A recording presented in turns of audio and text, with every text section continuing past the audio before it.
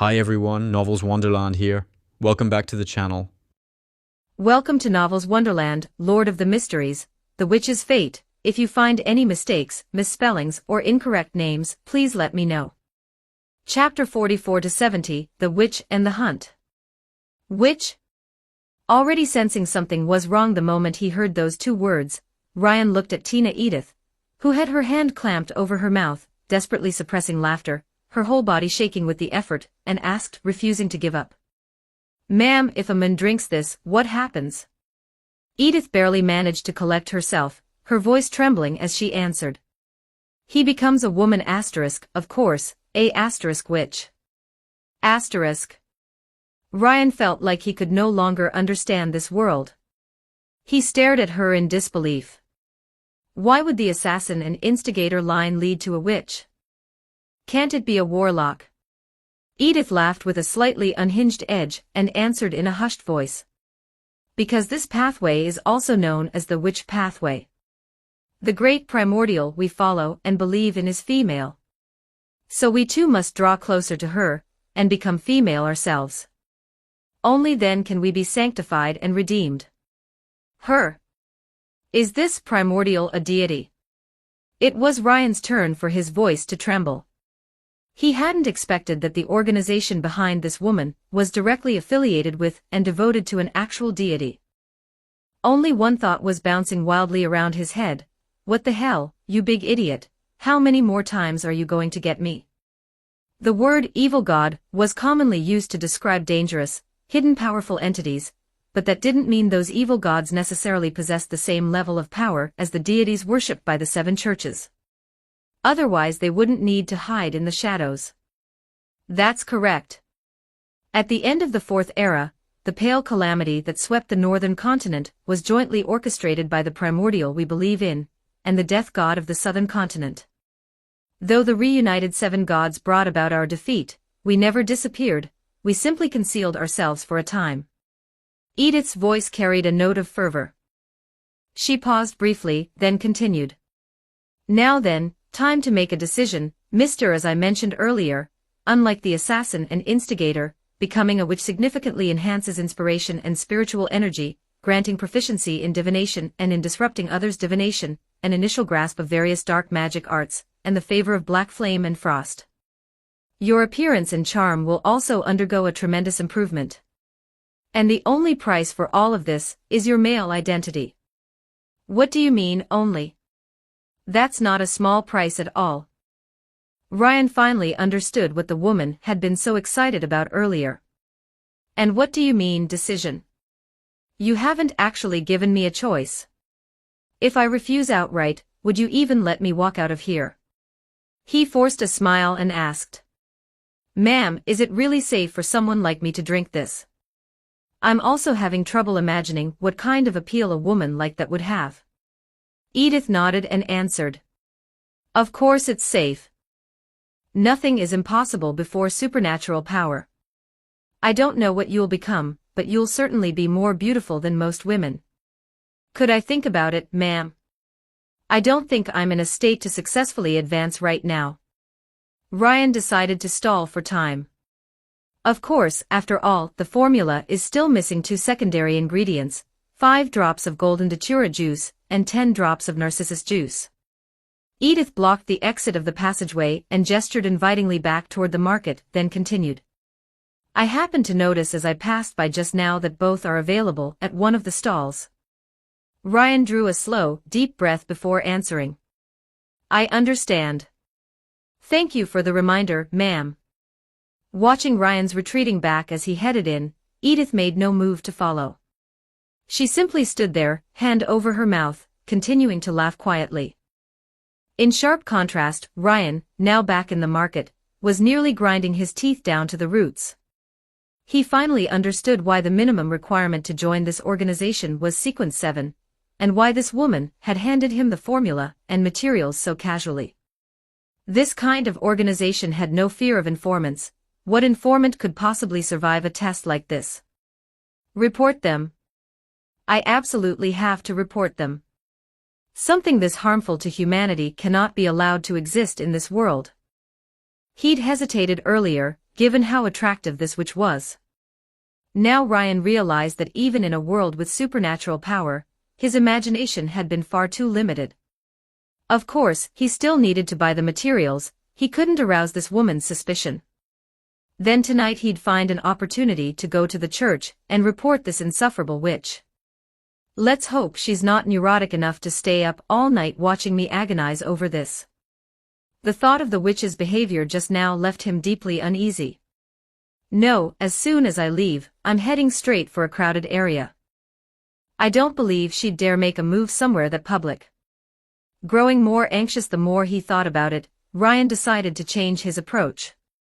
If he spooked her, so be it. Otherwise he was afraid he'd never get a chance to report her to the church. Just as the woman had said, Ryan purchased the 2 secondary ingredients in almost no time at all. Then he walked straight out of the Kevin bar and out of the trading market. That's the big one, kill him.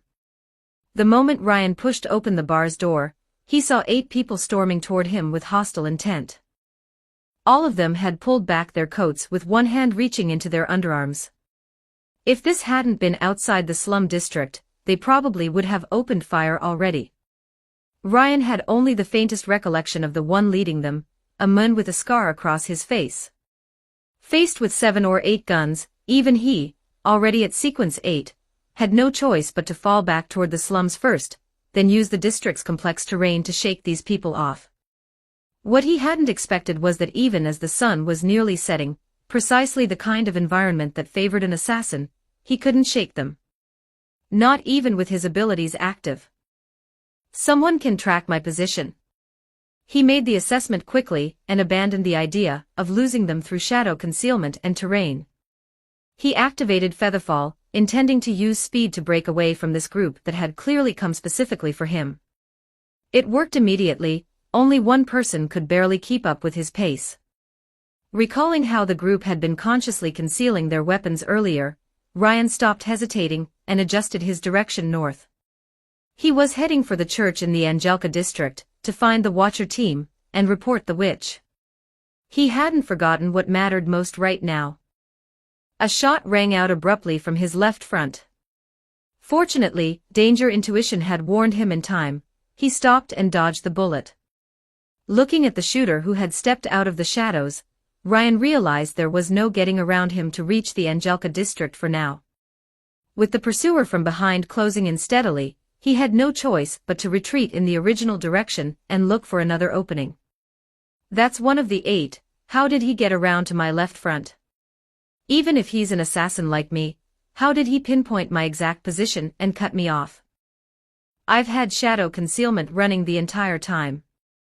Listening to the single set of footsteps directly behind him, Ryan suddenly understood that the group hunting him was even more dangerous than he'd thought. He tried the same maneuver again, but this time he first put even more distance between himself and the one pursuer, barely keeping pace before abruptly changing direction north. Yet 2 or 3 seconds later, the pursuer behind him seemed to already know which way Ryan had moved and started cutting through a shortcut to intercept. After running a bit further, Ryan was cut off again from his left front, by the same person, with the same perfectly placed shot. Are you people cheating? He cursed silently. In the months since arriving, he hadn't just been clearing the instigator potion's influence. He hadn't managed to learn divination from the woman, but he'd gathered a reasonable understanding of what divination could accomplish. What he was facing right now was already beyond what any divination could explain. Divination could tell you someone's general direction, it absolutely could not predict in real time which way a person was going to flee. Only prophecy could do something like that. And prophecy was not something a mid to low sequence beyonder could wield. Author's note, this chapter the word, evil god, was commonly used to describe dangerous, hidden powerful entities, but that didn't mean those evil gods necessarily possessed the same level of power as the deities worshipped by the 7 churches. Otherwise they wouldn't need to hide in the shadows. Beijing actually, Cheek simply can't leave the mirror, in terms of raw power. She with the mirror primordial inside her should be the strongest entity currently on Earth. The blazing sun hasn't fully stabilized yet, and is probably even slightly stronger than the insane true creator, whose blasphemy slate is at the giant's court and can't channel the sea of chaos. No need for probably this lunatic is stronger than freaking half-old Seringer, and was the highest peak before Klein's spirit battle in the 5th era. Chapter 45, A Dead End. Ryan tried using a building for cover, and looked for an opening to break through the assassin blocking him head-on. 2 shots placed with precise accuracy cut off his path forward. Ryan understood. The one in front wasn't just able to see through his shadow concealment, like the pursuer rapidly closing from behind, they were somehow tracking his exact position in real time by some unknown method. How is this fair? He cursed internally as he fled east again. Once he'd put distance between himself and them again, Ryan fell back on a secondary plan, and began angling south toward the Taysok River. He'd try looping back around to the Docklands, and if that failed, jump in, and let the current carry him to the next city. Even for a sequence 8 beyonder, a leap into this river, which could be 2 or 3 kilometers wide at its broadest, was no guaranteed survival. But it was still safer than being driven out of the city, and into open terrain, where he'd have to face a witch who was almost certainly above sequence 7. But the organization behind these sudden attackers was tighter than Ryan had expected. Another precisely placed shot from his right front closed off that option too. Seriously? 3 extraordinaries, 7 or 8 guns, and you're cheating on top of all that, just to kill me. He looked at the second gunman who had stepped out of the shadows, suppressed the urge to extend a middle finger, and was forced to flee east again. Now what? With these 2 blatantly cheating assassins in place, I can't even buy myself enough time for the church extraordinaries to arrive. He thought hard and came up with nothing. Short of taking out one of the beyonder gunmen concealed in the shadows as quickly as possible, there was no way to change the situation. But even with a gun of his own, landing a quick kill on what was almost certainly a fellow assassin beyonder while his position was completely known to the enemy required the enemy to make a mistake, and he didn't have their cheat to work with. What is going on here? That scarred man chasing directly behind me, I at least have some vague memory of him. The scarred man was roughly the leader of a gang in a nearby city. Back in November, Ryan had used instigator abilities to maneuver that gang into a firefight with a rival. He hadn't expected the men to survive the church's pursuit, and now here he was, coming for revenge. But those other 2 silent assassins, I have absolutely no memory of them. Are they that woman's people? But if she ordered this, why isn't she acting herself? With an evil god behind her, she wouldn't be afraid of open confrontation with me. In a world with gods, loyalty wasn't quite as foundational as it might seem, especially in a cult with limited numbers. Once you joined and established a connection to an evil god, your life was at that entity's discretion. Unless you weren't afraid of dying, you followed orders. The 7 great churches, with their vast followings, couldn't possibly keep watch on every member, which was why defection was possible. But an evil god skulking in the shadows didn't have that headache. The moment you even decided to betray them, you might already be dead. So Ryan genuinely couldn't work out what the witch was trying to accomplish. Surely she's not punishing me just because I didn't immediately agree. He thought about it, couldn't make sense of it, and stopped trying. Instead he began moving at maximum speed through the slums with Featherfall active. At this pace, an assassin couldn't simultaneously maintain shadow concealment, and Ryan quickly heard footsteps from both his left rear and right rear directions. He ran like that all the way out to the city outskirts. Without buildings to provide cover, the 2 assassins on either flank immediately tried to open fire. But danger intuition still worked, and with both sides moving at speed, Ryan caught the single bullet that might have hit him with a roll and kept running. Out here on open ground, however, Featherfall or not, his build was still a liability. He could no longer maintain his speed advantage over the 2 lean assassins, instead, the gap between them was slowly, steadily shrinking.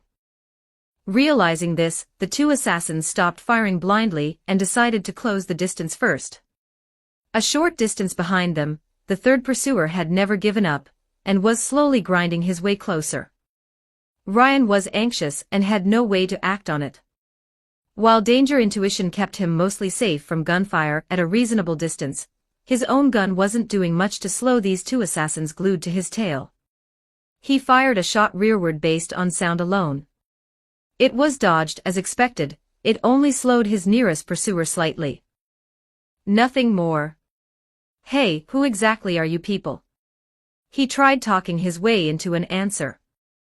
The two behind said nothing and fired back. That instigator ability is completely worthless when things actually get critical.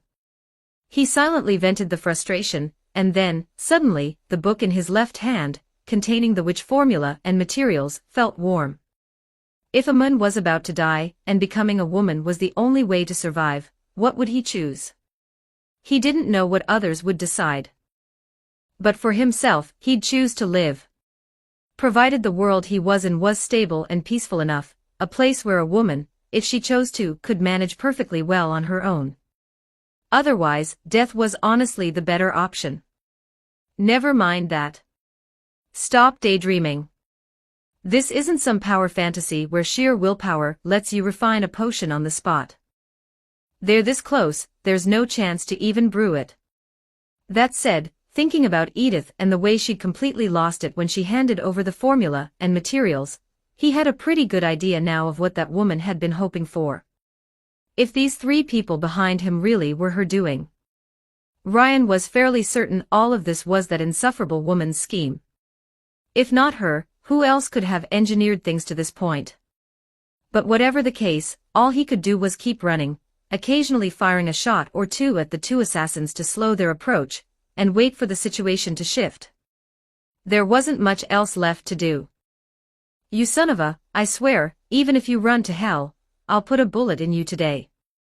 The scarred man, who had been eating exhaust this whole time, and had only just caught up, finally got his chance to talk tough. Ryan ignored him. Because the tree line was right ahead. Cut him off. The scarred man called it the moment he saw the forest. But with everyone involved being extraordinaries who all had guns, there was no way to stop Ryan in the short term if he was committed to running. Left hand pressed over the pocket holding the golden datura and narcissus juice, Ryan used danger intuition and assassin agility to find gaps in the crossfire, rolling his way into the forest through three people's shooting. In the process he even noticed that the instigator potion seemed to have slightly enhanced his danger intuition as well. The warning seemed to arrive a fraction of a second sooner than it had at sequence 9. You think the trees scare me? Go. The scarred man cursed and plunged in without hesitation. The two assassins did the same. With their own abilities, they had no reason to fear an ambush.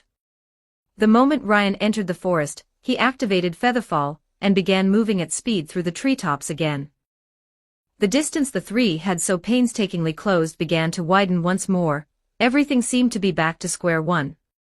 But the three quickly noticed something wrong. The small mirrors in each of their hands, which had been displaying the big man's exact position, seemed to be suffering some kind of interference, the image was growing blurry. Up ahead, Ryan also noticed that the three didn't seem to be pressing nearly as hard. Author's note, this chapter, never mind that. Stop daydreaming. This isn't some power fantasy where sheer willpower lets you refine a potion on the spot. They're this close, there's no chance to even brew it. Assuming your will can overpower the potion's will, you might refine it instantly, or you might not absorb it at all. Chapter 46, Fury and a Decision. Their cheats malfunctioning. Right now. Noticing the change, Ryan didn't immediately try to loop around them. He kept widening the distance while putting away the gun, and using his now free right hand to smear tree sap across his clothes. When he'd once used his instigator ability on the gang members, he'd learned from them that the scarred men had an extraordinarily keen sense of smell, practically like a dog. In this forest, that particular trait was going to be a problem. As he rubbed on the sap, he also slowed slightly to allow himself to slip back into the shadows, and began gradually adjusting his direction to test whether the three could follow as quickly as before. Sharp as a ghost, this one. The scarred man behind him heard the faint sounds ahead go silent, and bit the words back. Falling any further behind was worse. The two assassins similarly slowed a fraction and melted into shadows. With the mirrors now only showing a general direction, they couldn't charge ahead blindly the way they had before. The relentless three gave chase for a while longer, until they suddenly noticed the interference on the mirrors seemed to have cleared. The mirrors showed the target's position sharply again. All three felt a surge of relief when they saw the red dot on the surface turn and head left. The two assassins started cutting across to intercept. The scarred man, unable to suppress his own footsteps, had learned his lesson and didn't immediately adjust direction. He waited until he'd covered roughly half the distance between his current position and where the dot had changed direction before correcting course, close enough to stay in pursuit without losing the trail entirely. It's working again. Noticing the movement, Ryan immediately turned roughly 45 degrees to the right and moved at full speed to see where the two assassins who had gone silent were now positioned. The answer gave him a start. They were much closer than he'd expected. After a quick mental calculation, Ryan felt he already had enough to draw a conclusion about who was behind this. Was my thinking read? Or did that insufferable woman plan this from the beginning? The answer to that question no longer mattered. Either way, he had to make a choice, advance to which, or die. He didn't doubt for a second that the three behind him intended to kill him. The volley they'd fired as he dove into the forest had made that perfectly clear. And from the moment he'd left the city until now, 20 to 30 minutes had already passed. Even a sequence 8 beyonder was feeling the strain of sustained all-out movement. Featherfall made the movement itself less exhausting, but it wasn't rest. The forest wasn't infinite either. Keep running, and the moment he broke out of the trees, he'd likely have no choice left at all. Why do those three still have energy to chase? The two assassins, fine, but the last one has been running on foot this entire time. On the other side, the scarred man was also fuming. Why can this bastard keep running without getting tired? Even as he said it, he pulled out a small vial and drained it in one go. This was already his second one. Meanwhile, one of the assassins had a similar restorative, just as effective. Should be soon, one of them replied from ahead. He wasn't concerned about his own stamina. But just as they felt sure of it, the mirrors blurred at the edges of their vision again. On his end, Ryan had caught the sound beyond the scarred man's curses, the small, particular noise of a vial being opened.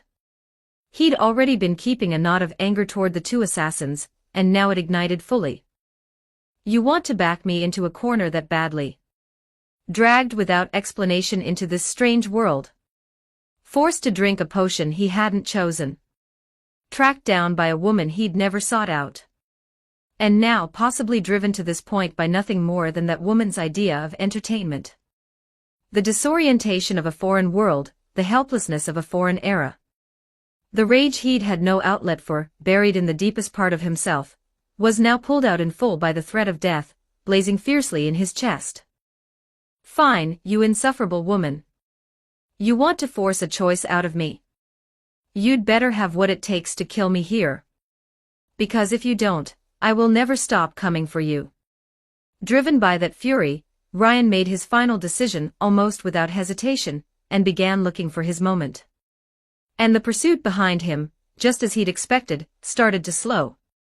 Ryan immediately eased his own speed, slipped back into the shadows, and this time, he had no intention of breaking concealment voluntarily. A few minutes later, the three pursuers stared at their mirrors, which had grown increasingly blurry with no sign of recovering, and their expressions darkened. What's happening? That woman said it would last at least a month. The scarred man couldn't hold back his complaint. You're the one who's good at tracking, can't you find him? One of the assassins asked. That only works when he's not hidden in a shadow. Once you people enter the shadows, you leave almost no trace beyond your scent. And that bastard knew to guard against it, kicking his smell out of all this grass, and sap is getting harder and harder. Still better than nothing. Even if he's a sequence above us, he can't have much stamina left. There's no way he's gotten far. Once the mirrors clear up, we resume the chase. This logic won out with the other two, none of them seemed to have considered abandoning the pursuit as an option. I really do owe you one, you bastard. On his end, Ryan looked at the open book before him, specifically, the 80 milliliters of pure water he'd placed inside it, freshly distilled that very day, and thought this through with clenched teeth. But his hands showed no hesitation at all. 80 milliliters of pure water. 5 drops of golden datura juice. 10 drops of narcissus juice. Ryan dripped them one by one onto the small egg, its surface deep red, like carnelian. The moment all 3 liquids made contact, the egg began dissolving rapidly, releasing a hissing sound and sending up wisps of rose-colored mist, delicate, unreal, beautiful. After dropping in 3 scales from a shadow lizard, Ryan poured the entire large bottle of pitch-black, slightly otherworldly-looking blood into the iron box containing the egg. He was halfway through when he realized the box wasn't going to hold it all. Without pausing, he simply poured everything into the book's ingredient trough instead. He watched the 2 liquids swirl together and transform into something rose-pink, dreamlike, romantic, almost pretty. Not bad, actually. He didn't hesitate. He lifted the book and drank down the witch potion. Due to the potion's properties, not a single drop was spilled. The formula slipped loose in the motion and fell open beside him, the primary ingredients faintly visible on the page: the complete blood of an abyssal demon fish, an agate peacock's egg. Burning and freezing, 2 completely contradictory sensations, struck him simultaneously throughout his entire body, forcing his palms to the ground as his head bowed in pain. Unlike the previous 2 potions, a tremendous flood of knowledge was now pouring into his mind at once. He felt like his head might burst. The combined knowledge from both of his earlier potions together was nowhere near what was being poured into him now. Phantom black flames ignited across the surface of his body, yet his clothes showed no sign of scorching. Frost spread rapidly under his hands and across the nearby ground, but didn't stop him from bracing himself. His hair began visibly lengthening. His previously well-fitted clothes began to hang loose.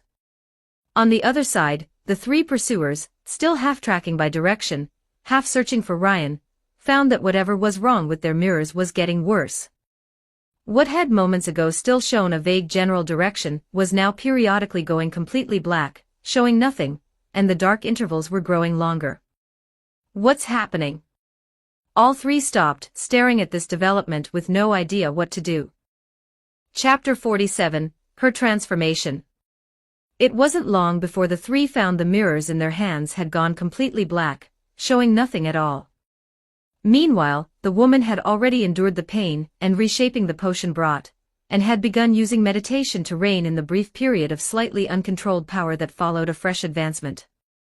She had no time to take in the subtly altered landscape that her meditation-heightened perception revealed, nor to examine the nearly doubled total spiritual energy compared to before her advancement.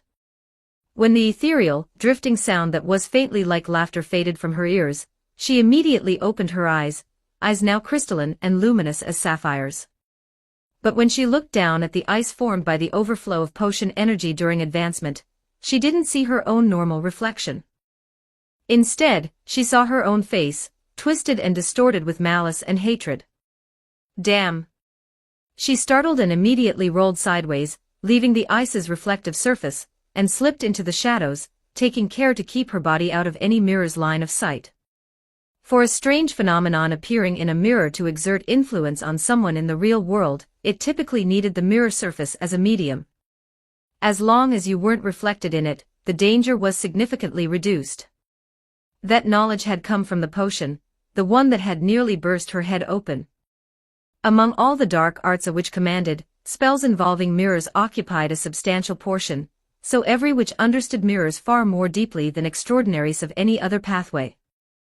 But with that roll, the small surge of relief she'd felt a moment ago, a flicker of pleasant surprise at noticing her face hadn't changed much, vanished instantly. The oversized clothes, the unfamiliar weight in her chest, and the hair that kept brushing against her face were all reminders to stop entertaining false hopes. Disappointment aside, she hadn't forgotten the pressing matter at hand. Using her slightly enhanced hearing to confirm that at least one person was still nearby, she looked at the thin sheet of frost on the ground before her, still, nothing moving in it. Without further delay, she summoned a dark, ephemeral flame using one of her newly acquired witch abilities, and sent it streaking toward the frost like a bullet. Black flame, phantom fire that burns spiritual bodies and spiritual energy. That was the potion's entire description of this ability. But brevity didn't mean weakness. The witch potion's knowledge had already made clear to her that spiritual energy existed in far more than just living creatures. Vengeful spirits, ghosts, and the strange things that emerged from mirrors were all types of spiritual bodies, entities that, for various reasons, no longer required a physical form to exist. And the reason corpses could reanimate as the undead or as water spirits, moving through the world with strength beyond any ordinary person, was equally the work of spiritual energy driving them. In short, at least within the witch's body of knowledge, anything that moved on its own could be harmed by the black flame. The flame touched the frost, flared for a moment, then burned out quickly, leaving the ice intact. That's it, she thought, puzzled. Thinking about how long that thing had been watching her while she advanced, she decided to go check cautiously. The sounds she could hear, not yet gone, not far away, gave her the nerve to try. But first, she condensed a piece of ice in her hand that could serve as a mirror. Ice manipulation, by consuming spiritual energy, conjure ice that spreads and freezes at beyonder speed, and freely control and reshape the ice created. Entities that appeared through mirror surfaces generally had the ability to instantaneously move between mirrors. She was prepared for it to come straight at her. The moment the ice mirror showed any irregularity, the black flame would consume it in an instant. This phenomenon of moving through mirrors was unsurprising to a witch. They knew well that in the occult tradition, mirrors were often considered gateways to another world, each mirror surface connected to the others through an interior space known as the mirror realm. Witches themselves had spells for entering mirror surfaces and leaping between them. The ice held steady in her hand, neither smooth enough to slip nor cold enough to bite. No irregularities. She set aside her uncertainty and used a sharp ice spike she'd formed on its surface to prick her now pale, unmarked index finger. After the brief sting, she pressed the cut against the ice's surface. The shallow wound sealed almost immediately. The blood on the ice was sparse, but enough for what she had in mind, creating a mirror double for herself. Mirror double, the single most useful spell in a witch's arsenal, without question. When a witch sustains a fatal attack, the mirror prepared as a double automatically intercepts it. If the witch chooses to activate it proactively, any single attack she receives within a brief few seconds is completely negated by the double instead. More importantly, the conditions for using mirror double were remarkably simple. The required casting material was easy to find, something closely tied to the witch herself, such as blood, combined with a mirror. It could be prepared in advance rather than having to be cast in the moment like most spells, and it didn't require specific materials on hand at the time of use. Since she was only creating her own double, she simply placed her hand over the ice surface and spread her spiritual energy through it and the blood, then spoke a single word in ancient Hermes. Double. As the blood merged with the ice, her dramatically heightened inspiration, one of the witch potion's gifts, immediately sensed a new, mysterious, and invisible connection form between herself and the ice. Because of this occult bond, as long as the mirror remained within 30 meters of her, it would function as a double. In truth, a mirror double wasn't limited to blocking attacks. A witch could also use it to interfere with divination and create convincingly realistic illusions of herself. Satisfied with that precaution, she stood, and only then noticed an unsolved problem. These clothes, now far too loose on her, were genuinely going to get in the way. But she was sequence 7 now. Was she really going to let that be a problem? She looked at the piece of glass in her hand. An idea came to her immediately. She gathered the excess length of her trouser waistband, folded it over on itself, then used conjured ice to freeze the fold in place. Against anything other than its owner's flesh and blood, the ice showed no restraint, the trousers froze rigid instantly. Without deliberate control, the small amount of ice she'd summoned would have spread through the entire garment in a second or two. She fixed the rest of her clothes by the same method, quickly resolving the fit problem. Good news, her height hadn't changed much. As for the bad news, she'd been aware the balance felt off, but when the tightened clothes revealed the outline beneath them, even she, thoroughly focused on eliminating a threat, finally broke her concentration for a moment and thought to herself with profound disbelief. No. What the hell? That woman doesn't even come close to this, and she's still somehow this perky about it. She let out a sharp breath, feeling her urge to kill someone tick a few notches higher, and carefully approached the frost. A short few steps away, deeply unfamiliar in sensation, but the frost, showing nothing but her own reflection, let her breathe out. No lingering threat. The mirror now showed a woman with long, sleek black hair, clear blue eyes, and a fair, luminous face. The individual features weren't dramatically different from before, close enough to be siblings, but the visual effect was worlds apart, like the gap between a game's female protagonist and a nameless background character who shared the same face template. Looking at the face that could genuinely be called exceptional, she felt the fire in her chest burn hotter. She conjured ice at her chest and used it to firmly secure everything in place. Then, quietly, "Now it's my turn." Her clear, pleasant voice was full of cold-killing intent. Author's note, this chapter 47, her transformation. Shandong, too bad she didn't drink the potion in front of the Nighthawks. Author reply, I really wanted to see that scene too, but thinking it through, given what the witch cult is like, not force-feeding the potion to a new member on the spot would already count as gentle for them. Had to scrap the idea. Shandong, here we go. Rubbing hands. Chapter 48, The Witch's Methods. She said it lightly, as though facing three ordinary people. It wasn't blind arrogance, a witch genuinely had reason to speak that way, especially since the opposition wasn't a well-trained, versatile group of official extraordinaries. And of the two with abilities, she not only knew exactly what they could do, she now had the means to counter them. That insufferable woman was contemptible, but at least she hadn't lied about the witch's power. Compared to the instigator at sequence 8, the witch just one sequence above it was incomparably more versatile, fully justifying the near brain-bursting agony of advancing. Take aura vision, for instance, a technique she'd once known, but had never been able to use effectively in combat.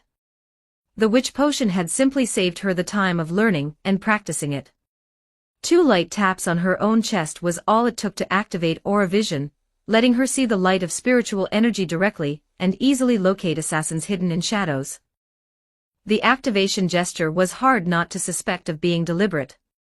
And remembering the convulsive laughter that woman had shown when handing over the witch formula, she couldn't help suspecting that specifically recruiting male assassins wasn't just a personal quirk. After preparing 2 more mirror doubles and picking up 3 iron boxes, she had no remaining reservations. She slipped into the darkness and moved directly toward the 3. She'd have liked to prepare more mirror doubles, but each activation consumed a significant amount of spiritual energy. At her current stage, her total spiritual energy was only enough for 4 uses at most. She spotted the one visible figure in the distance and eagerly gave herself 2 taps on the chest to activate aura vision. After confirming the other 2 were simply on alert and hadn't retreated, she allowed herself a genuine smile and thought viciously. No more cheat. Time for a reckoning, you bastard. Against the dim background glow of plant life, the rich spiritual light radiating from every part of the 3 living people's bodies was impossible to miss. She condensed another mirror, passed her hand lightly over its surface while spreading her spiritual energy into the ice, but this time instead of speaking a spell aloud, she traced a symbol in the ice using spiritual energy, a line broken in 2, representing interference. As the ice surface flashed with a brief dark luminescence, the magic mirror interference spell completed. For a set duration, all divination attempts targeting her would be disrupted, the degree depending on the diviner's skill level. In truth, witches were actually better at disrupting divination than performing it, and they even had a dedicated spell to accomplish this quickly. The reason for casting magic mirror interference first was that the witch potion's knowledge had clarified something. Danger intuition was, at its core, the same thing as the divination and beyonder performed by consulting their own spiritual energy. When an beyonder's spiritual energy detected a threat to their life and fed that information directly to their physical instincts, the result was a premonition. When an beyonder translated the same process into something visible, using a pendulum, a divining rod, tarot cards, the result was a divination reading. Magic mirror interference could therefore also disrupt an Beyonder's instincts to some degree, delaying their perception of incoming danger. That said, the effect wasn't large, and Beyonder's survival instincts were closely tied to their life, which made them among the most resistant divinations to interfere with. This was the same principle as why divination asking about one's own safety was the hardest to disrupt or corrupt. She noted the wind direction, quietly circled around the scarred man, whose nose was practically canine, and closed in on one of the assassins before striking without warning. The assassin was jolted by a sudden alarm through danger intuition. Already on high alert, he wasn't foolish enough to stand there and take it. With an assassin's excellent reflexes, he managed to dodge. He avoided immediate death, but couldn't avoid being cut by the razor-sharp ice dagger. It had to be acknowledged, the magic mirror interference spell played a supporting role at best in landing that cut. The primary reason was that she now weighed perhaps half what she had before, combined with the witch potion's further improvement to her physical conditioning, which had given her a genuinely frightening burst of speed. The assassin, his wound invaded by piercing cold and his movements somewhat sluggish, spun and fired at his previous position, both to deter a follow-up and to signal the others. But she had already swept past like a phantom, without pausing. Because from the moment that assassin was wounded, he was already dead. Burning the residual blood, left behind on the ice dagger, with black flame, she spoke aloud, reciting a spell in ancient Hermes. As her clear, beautiful voice reached all three men's ears, black flame erupted from within the wounded assassin's body. The agony of what felt like a burning soul turned everything he might have said into a howl of pure pain, which echoed through the forest. The black flame had minimal effect on physical matter, but on matter rich with spiritual energy, the result was something else entirely. The ancient Hermes word she'd spoken meant, curse. As a witch who had just mastered the basics of dark magic, enough, in the early 5th era, to be tied to a stake and burned, how could she not know something as classic as a curse? Even in the middle of combat, as long as something closely connected to the enemy, blood or hair, came into her possession, the witch could use it as a conduit to quickly cast a curse. By attacking the conduit, she could cause the person most closely linked to it to suffer the same harm out of thin air. This was the most dangerous thing about a witch, and a key reason she was confident she could kill 3 extraordinaries in a single engagement. Killing you outright might not be easy. But making you bleed was trivially simple. What filthy bitch did this? Show yourself. The scarred man bellowed it outright. It was, in isolation, a fairly ordinary insult. But she was already burning with rage, and those words hit her dead center. She lost her composure on the spot, drew her revolver, and opened fire on the scarred man without a thought for anything else. The reckless shots naturally didn't touch him, he dodged them easily. The other assassin snapped off a precise shot that hit her square in the head as she stood there shooting. But this would-be perfect counter only shattered a piece of ice mirror, sending fragments scattering across the grass. The death threat had brought her back to her senses, and she'd slipped into the darkness at the moment the double activated. So as far as the remaining 2 were concerned, someone who should have died on the spot had simply become a shattered block of ice and vanished. Something like a taunting ability. She noted it, and was grateful for her caution. Killing only 1 lackey before getting taken out would have been a terrible trade. The 2 survivors converged together, cautiously approaching the still howling first assassin while exchanging words. Beautiful woman. Looks a lot like him. Still wearing his clothes. You sure? Tense as the situation was, the scarred man couldn't stop himself from asking. The response was the sound of something sharp tearing through the air at high velocity. Both of them had sharp enough hearing to react in time. A crystalline ice lance immediately buried itself in the ground between where they'd just been standing. This was an ability derived from her ice manipulation, one that functioned like a semi-spell, the ability to instantly summon a lance of ice. Normally, condensing ice into a weapon took time, 4 or 5 seconds to form the rough shape of a sword or knife. But with this ability, an ice lance could be created as instantly as activating any other power, at the cost of spiritual energy.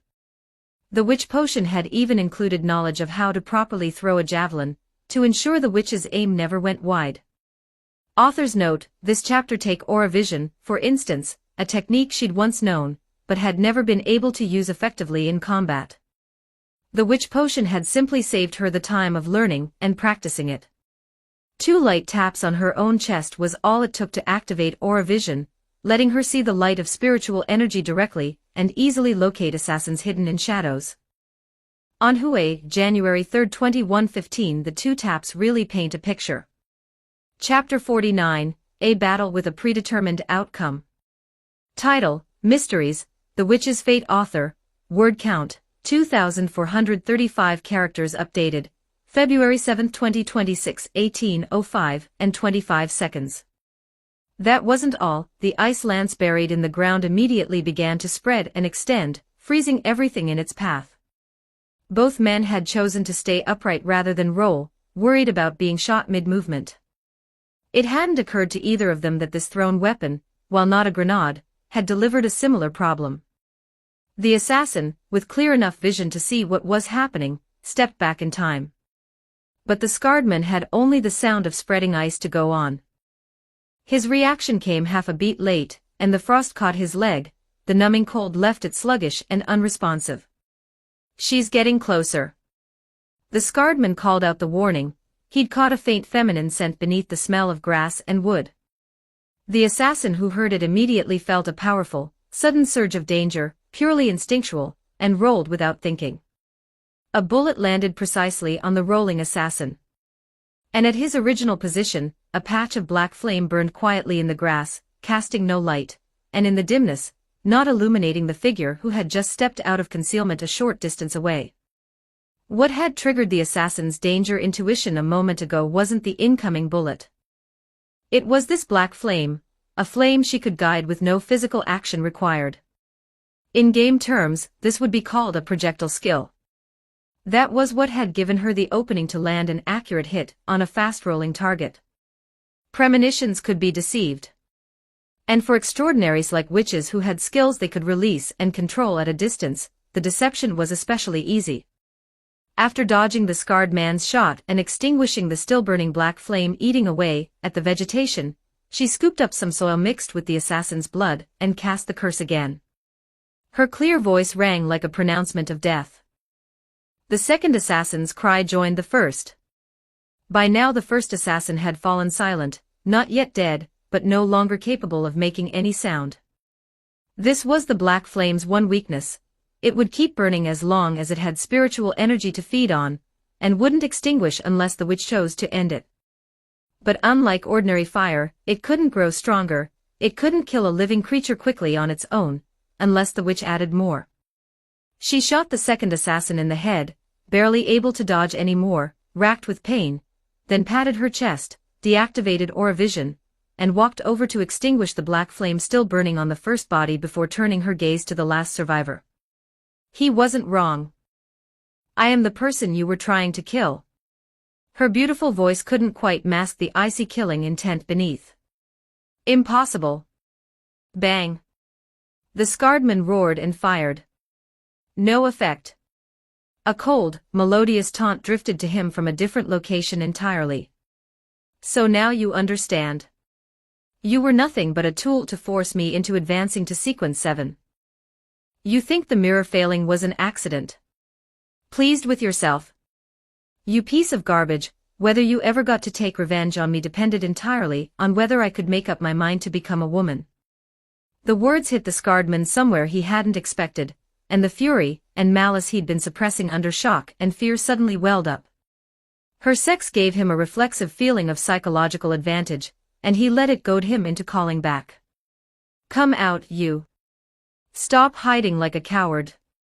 She'd already been braced for the provocation. That disgusting voice didn't break her composure. She simply summoned an ice lance under cover of the leaves, took aim, and hurled it with a full-force strike, carrying the full weight of her rage. The scarred man was still mid-taunt, already letting himself imagine what he'd do to this woman once he got hold of her.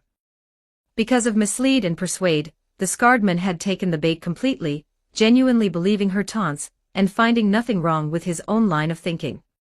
So when the ice lance came flying in, noticeably faster than the last one, he barely threw himself sideways in time, saving himself from a direct hit. It wasn't a clean miss, though. The lance grazed him as it passed, leaving his body stiff with cold. The shock of the biting cold jolted him back to his senses.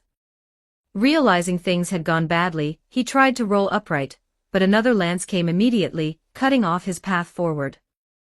With his body sluggish in this position, he couldn't put enough distance between himself and the embedded lance in time. Though it didn't strike him directly, within seconds the scarred man was completely frozen in place, frost covering him from head to toe. Only then did he hear the soft sound of feet landing. You! Bang! A bullet stopped whatever he'd been about to say. Immediately after, a patch of black flame descended on the dying man's body. She had no intention of letting him spew anything further, and no interest in any confession or begging for mercy he might have offered. From the moment they had failed to find and stop her from advancing to which, their fate was sealed. The taunting had only been to test whether the instigators' mislead and persuade could be used against hostile extraordinaries, provoking them into making mistakes. Not because she'd wanted to watch someone lose their composure. Useful conclusion: given the right words, a sufficiently unguarded beyonder would take the bait and misjudge the situation. She filed that away as she holstered her revolver and walked over. The three deaths had taken enough of the edge off her anger that she could think about other things. But approaching the body and looking at that odious face, she found that even with the worst of her rage spent, she had no interest in restraint. She summoned an ice lance and started hitting. She beat the body until it was unrecognizable, and her hand had started to ache. Only then did she stop and extinguish the black flame still burning on the body. No wonder they included javelin throwing technique. The ice doesn't make for a comfortable grip compared to wood, too rigid. No one was left to hear her, but she kept it to herself anyway. She didn't want to hear her own voice right now, pleasant as it was. She remembered there was still one unfinished matter. She picked up her ice lance and turned to find it. The body she found was slumped against a tree, completely silent but still with black flame quietly burning on it. She studied the parts the flame had already consumed. The surface showed no obvious changes, but her now heightened inspiration caught something subtly wrong, as though a certain kind of vitality had slipped away from that portion of the body. When she activated aura vision, she could see clearly that those sections were profoundly dim, lifeless, without even a trace of spiritual luminescence. She approached, drove a lance through the skull, and then extinguished the flame. It wasn't entirely about preventing environmental damage. She was also a little concerned that black flame consuming spiritual energy might interfere with the experiment she had in mind next. Based on the knowledge the witch potion had packed into her, occult study divided a person's non-physical self into 4 layers. The outermost was the etheric body, representing life energy and physical condition, the most closely connected layer between a person's spiritual and physical forms. And it was the spiritual energy composing the etheric body that the witch's black flame burned. So in principle, this should have little effect on the mirror necromancy she intended to attempt next. But it was only a hypothesis, better to reduce variables where possible. In a world where the dead could get back up, getting a dead person to speak was hardly surprising. One application of necromancy was exactly that, letting the dead speak, though the spirit contacted was not the soul, but the residual spiritual energy left behind in the corpse, using it to access fragments of the deceased's memories. Which was functionally the same as making the dead talk. This was also why she suspected the black flame's spiritual energy burning should have no effect on the necromancy. The etheric body had no direct connection to memory. As for the residual spiritual energy of the dead, the potion's knowledge hadn't spelled it out, so she could only hypothesize. After the body died, the spiritual form lost its anchor and began to break down, dissolving back into spiritual energy and slowly dissipating. Which was also why she was a little worried the black flame might interfere with the necromancy. She couldn't be certain of the precise relationship between the spiritual body's dissolution and the moment of death. The textbook hadn't covered that. If the flame had damaged that part, it could ruin the whole attempt. Author's note: this chapter, no wonder they included javelin throwing technique. The ice doesn't make for a comfortable grip compared to wood, too rigid. Beijing, August 4, 1224. Used on yourself. You don't feel the cold anyway, so a little rigid isn't that bad. Cheeks actually pretty good, haha. Chapter 50, Necromancy. Title, Mysteries, The Witch's Fate. Author, word count, 2,529 characters. Updated, February 7, 2026, 18:30 and 29 seconds. The true nature of communicating with a dead person's residual spiritual energy was, in essence, using that residual spiritual energy, something inherently and intimately tied to the deceased's memories, as a divination medium to divine directly for whichever memories she wanted to access. At least, that was how it worked with mirror necromancy. This was also why the longer someone had been dead, the less information necromancy could retrieve. As time passed, the residual spiritual energy dispersed further and its connection to the deceased's living memories weakened, which naturally produced weaker divination results. It was why necromancy was ideally performed within 15 minutes of death. Beyond that threshold, retrievable information dropped off sharply. After an hour, only superficial information could be obtained. Past a month, the probability of a successful necromancy fell to near zero. All of these thresholds, of course, assumed the residual spiritual energy was dissipating naturally over time. If the residual spiritual energy had been processed by someone with the means to do so, such as a witch, there would, naturally, be nothing left to retrieve. It was worth noting that this form of necromancy, which was fundamentally divination, differed from the more general concept of necromancy, in which one directly communicated with a spirit aloud. Though it was classified as necromancy, general necromancy could also interact with the spiritual energy of living beings or with naturally occurring spiritual entities in the world, but with the exception of extraordinaries of specific pathways, all others required a necromantic ritual and a petition to a deity for assistance before they could successfully communicate with either of those two types. Witches were no exception. The necromantic spell they commanded could only contact the dead, at least at the sequence 7 stage. For her current situation, no materials, no deity to appeal to, mirror necromancy was sufficient. She condensed another ice mirror, spread her spiritual energy into it, and then, following the witch potion's guidance, traced within the ice a series of symbols and magical markers, each carrying a specific occult meaning. After placing the symbols for closure, circulation, and the switch at their correct positions, and connecting them into a unified whole with their corresponding magical markers, she felt it, the spiritual energy within the mirror previously dissipating slowly had coalesced. It was now cycling continuously, which dramatically slowed the rate of dissipation, while also maintaining a pure internal environment suited for necromancy. Beyond protecting the interior from outside interference, this kind of cycle could also prevent intelligent spiritual entities from escaping, whether they attempted to leave the mirror entirely or flee further into the mirror realm within. The abundant spiritual energy within the cycle also slowed the dissolution of any captured entity. A witch could therefore use this kind of mirror to capture and cultivate ghosts or vengeful spirits, directing them as needed. This was, in fact, the basis for the magic mirror of folk legend. At its core, it's a talisman. Just a specialized one, made to serve as a casting medium. Looking at the magic mirror she'd completed in a single attempt, she reflected on it. Any complex spell, however elaborate, could be broken down into 3 fundamental steps: concentrate spiritual energy, trace the corresponding symbols, release the spell using the appropriate casting material. The symbol tracing step could also be replaced by vocalizing a spell aloud. This mirror was the casting material that mirror necromancy required. She aimed the mirror at the body and moved close, then concentrated her spiritual energy again and said, "Imprison." This was the witch's mirror spirit binding, designed to capture and hold spiritual entities. It could naturally also be used to absorb a deceased person's residual spiritual energy for necromantic use. As the word left her lips, she sensed with her heightened inspiration the switch symbol on the mirror suddenly brighten, and the mirror emit a phantom pulling force. Once she perceived this assassin's residual spiritual energy being drawn into the mirror, she cut off her own spiritual energy supply to the spell, and the switch symbol dimmed back to normal. Throughout this process, she had not activated aura vision, relying entirely on her heightened inspiration to judge whether anything had entered the mirror. Extraordinaries with higher inspiration could directly sense things ordinary people couldn't, even without aura vision. She could already feel, from time to time, a gaze landing on her and then quickly withdrawing.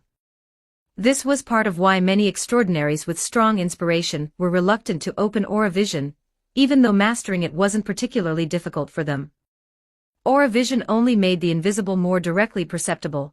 It didn't mean that without it, nothing could be sensed at all. There were certainly some things that could only be seen through aura vision, but that wasn't necessarily a good thing. Such things often implied danger, which was precisely why inspiration instinctively avoided their existence. As an aside, the spiritual entities that had only glanced her way were almost certainly natural spiritual entities of the kind her current inspiration could detect, not wandering ghosts.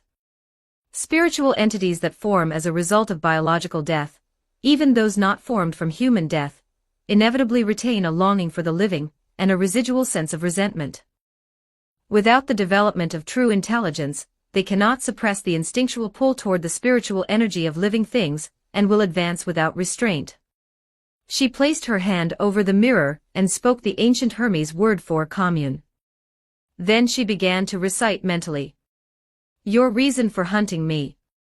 After the seventh repetition, the mirror's surface shimmered like disturbed water, and a scene began to surface from the darkness of the glass. The assassin was kneeling on one knee, like a knight before a king, and with urgency and joy in his voice said, I will not disappoint your expectations. The vision ended there. It showed nothing of who the assassin was kneeling before, and offered no further explanation. Of course, the mirror only produced the image. The voice and emotional tone were delivered to her through the divination results as fed back by the spiritual energy she'd spread into the mirror. Was this interfered with? She wasn't certain. Ordinarily, she should at least have gotten a glimpse of the other person's face, unless the assassin had genuinely had zero relevant information. She asked a follow-up about the assassin's potion formula and materials, all of it sourced through entirely ordinary channels, just like the big idiot once had been. Finally, after one more question about this assassin's personal background, she sensed with her inspiration that the residual spiritual energy inside the mirror had fully dispersed. Both communication and divination accelerated the dispersal of a deceased's residual spiritual energy, unavoidably so, unless the residual energy had, under suitable conditions, been transformed into a vengeful spirit, which no longer required a physical body to exist. But even under favorable conditions, that transformation took time, certainly longer than 15 minutes, making necromancy by that point far less meaningful. Even with a witch's spell to accelerate the formation of a vengeful spirit, it wasn't much faster, and how much information would survive the conversion was an unknown. But what if I first preserved the residual spiritual energy using the method for cultivating vengeful spirits? Would that work better? She decided to test it with the remaining assassin's residual spiritual energy, and use the experiment to see whether that approach could extend things beyond the 15-minute threshold. After absorbing the scarred man's spiritual energy into the mirror by the same process and completing necromancy, she found, unsurprisingly, that the man had indeed survived the church's pursuit only because someone had helped him, and from that person he'd received a potion formula that allowed him to advance from sequence 9, Hunter, to sequence 8, Provocateur. The scarred man had come to kill her today because he'd received information from that same person. The mirror that had been tracking her position was also something he'd obtained from them. So it is that insufferable woman. While she couldn't be absolutely certain from the necromancy that the person who'd saved the scarred man and the person who'd leaked her whereabouts to him were the same individual, it didn't really matter at this point. She drew a mental equal sign between them. After extracting the Hunter and Provocateur potion formulas, the scarred man's spiritual energy fully dispersed. She was left with a quietly puzzled thought. Why hasn't that insufferable woman shown up yet? Afraid I'll do something rash. Author's note, this chapter, but what if I first preserve the residual spiritual energy using the method for cultivating vengeful spirits? Would that work better? Sequence 6, Death Conductor. Chapter 51, Divination and Performance. Title, Mysteries, The Witch's Fate. Author, word count, 2,439 characters. Updated, February 2, 2026, 12 o'clock and 39 seconds. The lackeys were dead. By every reasonable expectation, the mastermind should have made her entrance by now.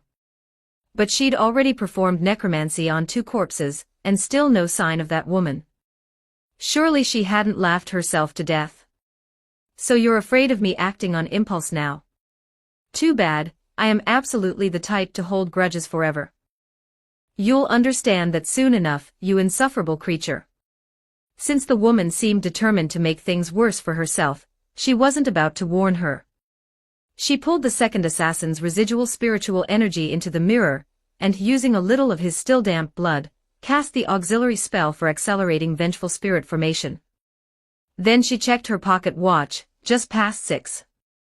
The thought of this being precisely when the Nighthawks were beginning their most active hours made her smile involuntarily. Pity that this relatively captivating smile would only be visible to the occasional natural spirit peeking at her.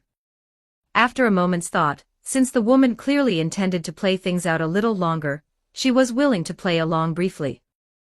She put the magic mirror away.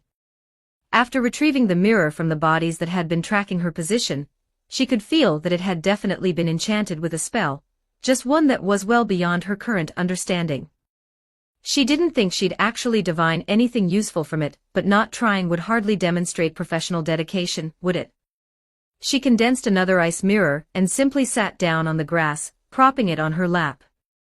Left hand holding the retrieved mirror, right hand resting on the ice mirror's surface, she murmured.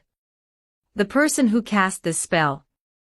The mirror divination she was performing wasn't a formal spell, only an occult technique.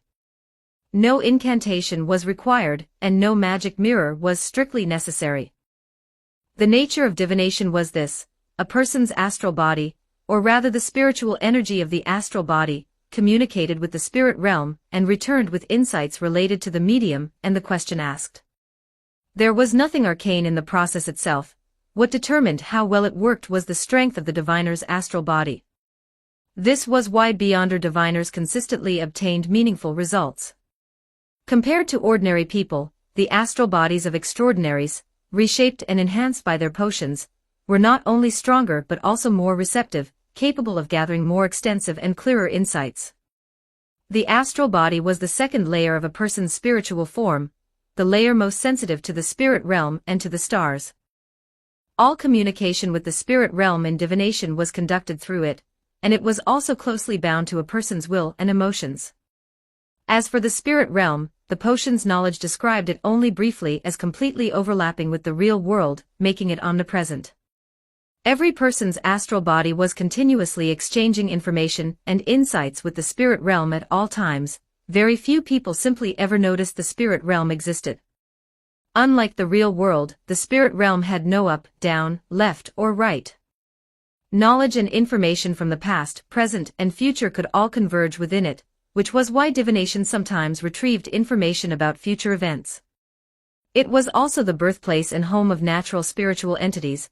When they periodically disappeared from view, they had simply returned to the spirit realm and could no longer be perceived. She had actually begun to wonder whether all spiritual energy in the real world originated from the spirit realm, and whether the dispersal of spiritual energy was simply a return to it. The reason for the speculation: the witch's knowledge mentioned that places where the real world and spirit realm were most closely aligned were also the most likely to produce vengeful spirits and the undead after death. And for such things to form, beyond strong resentment from the deceased, abundant spiritual energy was equally necessary. After the 7th repetition of the divination phrase, she looked at the mirror in her lap. Nothing had appeared. She wasn't surprised. The spell she was trying to read was in her hand, and still she'd received nothing. Obviously the divination had been interfered with and had failed. Against someone whose sequence was certainly higher than hers, she didn't attempt a second try. Of course, interference only reduced the probability of success, and the amount of information obtained. It didn't guarantee failure. A differently worded question might have extracted some useful information. The problem was that she'd just become a witch, and her understanding of divination came entirely from the potion's built-in knowledge. She didn't dare rephrase the question carelessly, worried that imprecise wording might lead her to something dangerous. For instance, the origin of this spell might divine the person who cast it, but it was also entirely possible it could lead directly to whoever created the spell, especially given that interference was already confirmed. If the second scenario played out, the diviner could die on the spot. What if the spell's creator was the evil god that woman worshipped? What would I need to do if I wanted to join this cult? Lost in thought, she instinctively reached to scratch her head, then her fingers touched the long, sleek black hair and she stopped, unaccustomed to the sensation. She ended up just tucking the strand that had been tickling her behind her ear. Must get a hair clip. She made her first quiet concession inwardly. Used to short hair her entire life, she simply couldn't stand these strands brushing against her face at random moments. She'd lost count of how many times she'd already pushed her hair back since becoming a woman. With an idea forming, she sat down on the grass and immediately regretted it. The sensation in her chest was deeply unsettling. The ice she produced, if not deliberately controlled, would spread rapidly on contact with clothing. Managing this across several areas had become an ongoing exercise, so she'd taken a shortcut. She'd created ice only in the space between her upper skin and the inside of her clothing, and used it to press everything firmly against the skin above. Under normal circumstances, the result was stable. She wouldn't be distracted during movement by unfamiliar sensations. Sitting down abruptly was not a normal circumstance. She shook her head hard and did her best to ignore it, turning her attention instead to examining how her supernatural capabilities had changed since becoming a witch. Compared to assassins and instigators, extraordinaries who simply possessed a few unusual abilities, a witch's methods and associated knowledge were in a completely different category. Beyond what she'd already used, creating illusions with mirrors, entering mirrors, using mirrors for communication and transferring objects, an invisibility technique, and a range of vicious, bloody, and distinctly unsettling dark magic arts and ritual magic. A single potion had transformed her from someone completely new to the occult into a witch proficient in multiple spells and better versed in occult knowledge than many unaffiliated extraordinaries. The witch potion genuinely deserved the qualitative leap that woman had described. It really would have been better if I'd been a woman to start with, or if the potion didn't do this. She let out a sigh. A power this beyond her having a price was entirely normal. But becoming female was an extraordinarily steep price. At least I don't have anyone I'm very close to right now, or this would be social death in every possible sense. Fortunate that I told old Schneider at the bar how to clear the potion's influence before I left that day. Otherwise, she covered her face. The embarrassment was painful even to imagine. Though of course, if things had gone that way, she absolutely would not have told him in person. Sensing a pull on her inspiration, she didn't need to look. The special substance that could substitute for the potion's primary ingredient was already precipitating from the body. After waiting a few more minutes and carefully collecting a pitch-black eyeball fringed with what looked like spines, a similarly dark finger, and a deep black tooth still faintly odorous, all placed into iron boxes, she released a magic mirror interference spell and began making her way back toward Moan City. Before leaving, she performed one more mirror divination, learned that the remaining 5 ordinary people who had been involved in hunting her had returned to Moan, and said pointedly to the empty air, "Make sure none of you are still around when I find you. Because I will make you wish you'd never been born." Author's note, this chapter, so you're afraid of me acting on impulse now. Too bad, I am absolutely the type to hold grudges forever. You'll understand that soon enough, you insufferable creature. Simple trash talk taken to an art form. Chapter 52, Ace. After she left, the forest returned to silence. Until... My. How could someone leave something with this much sentimental value just lying here on the ground? A pale, slender hand lifted the book that had been discarded on the forest floor, the one used to hold the formula and materials. The voice was performatively reproachful, but the delight beneath it was undisguised. On the other side. Note to self, unnecessary talking should be kept to an absolute minimum going forward. She thought back to the sound of her own voice when she'd issued that threat. She'd been directing it at that insufferable woman, so the tone and emotion had all been right, but the unmistakably feminine quality of the voice still unsettled her. It was the kind of voice that, in her previous world, would have been worth money, but hearing it coming from her own throat felt strange no matter how she thought about it.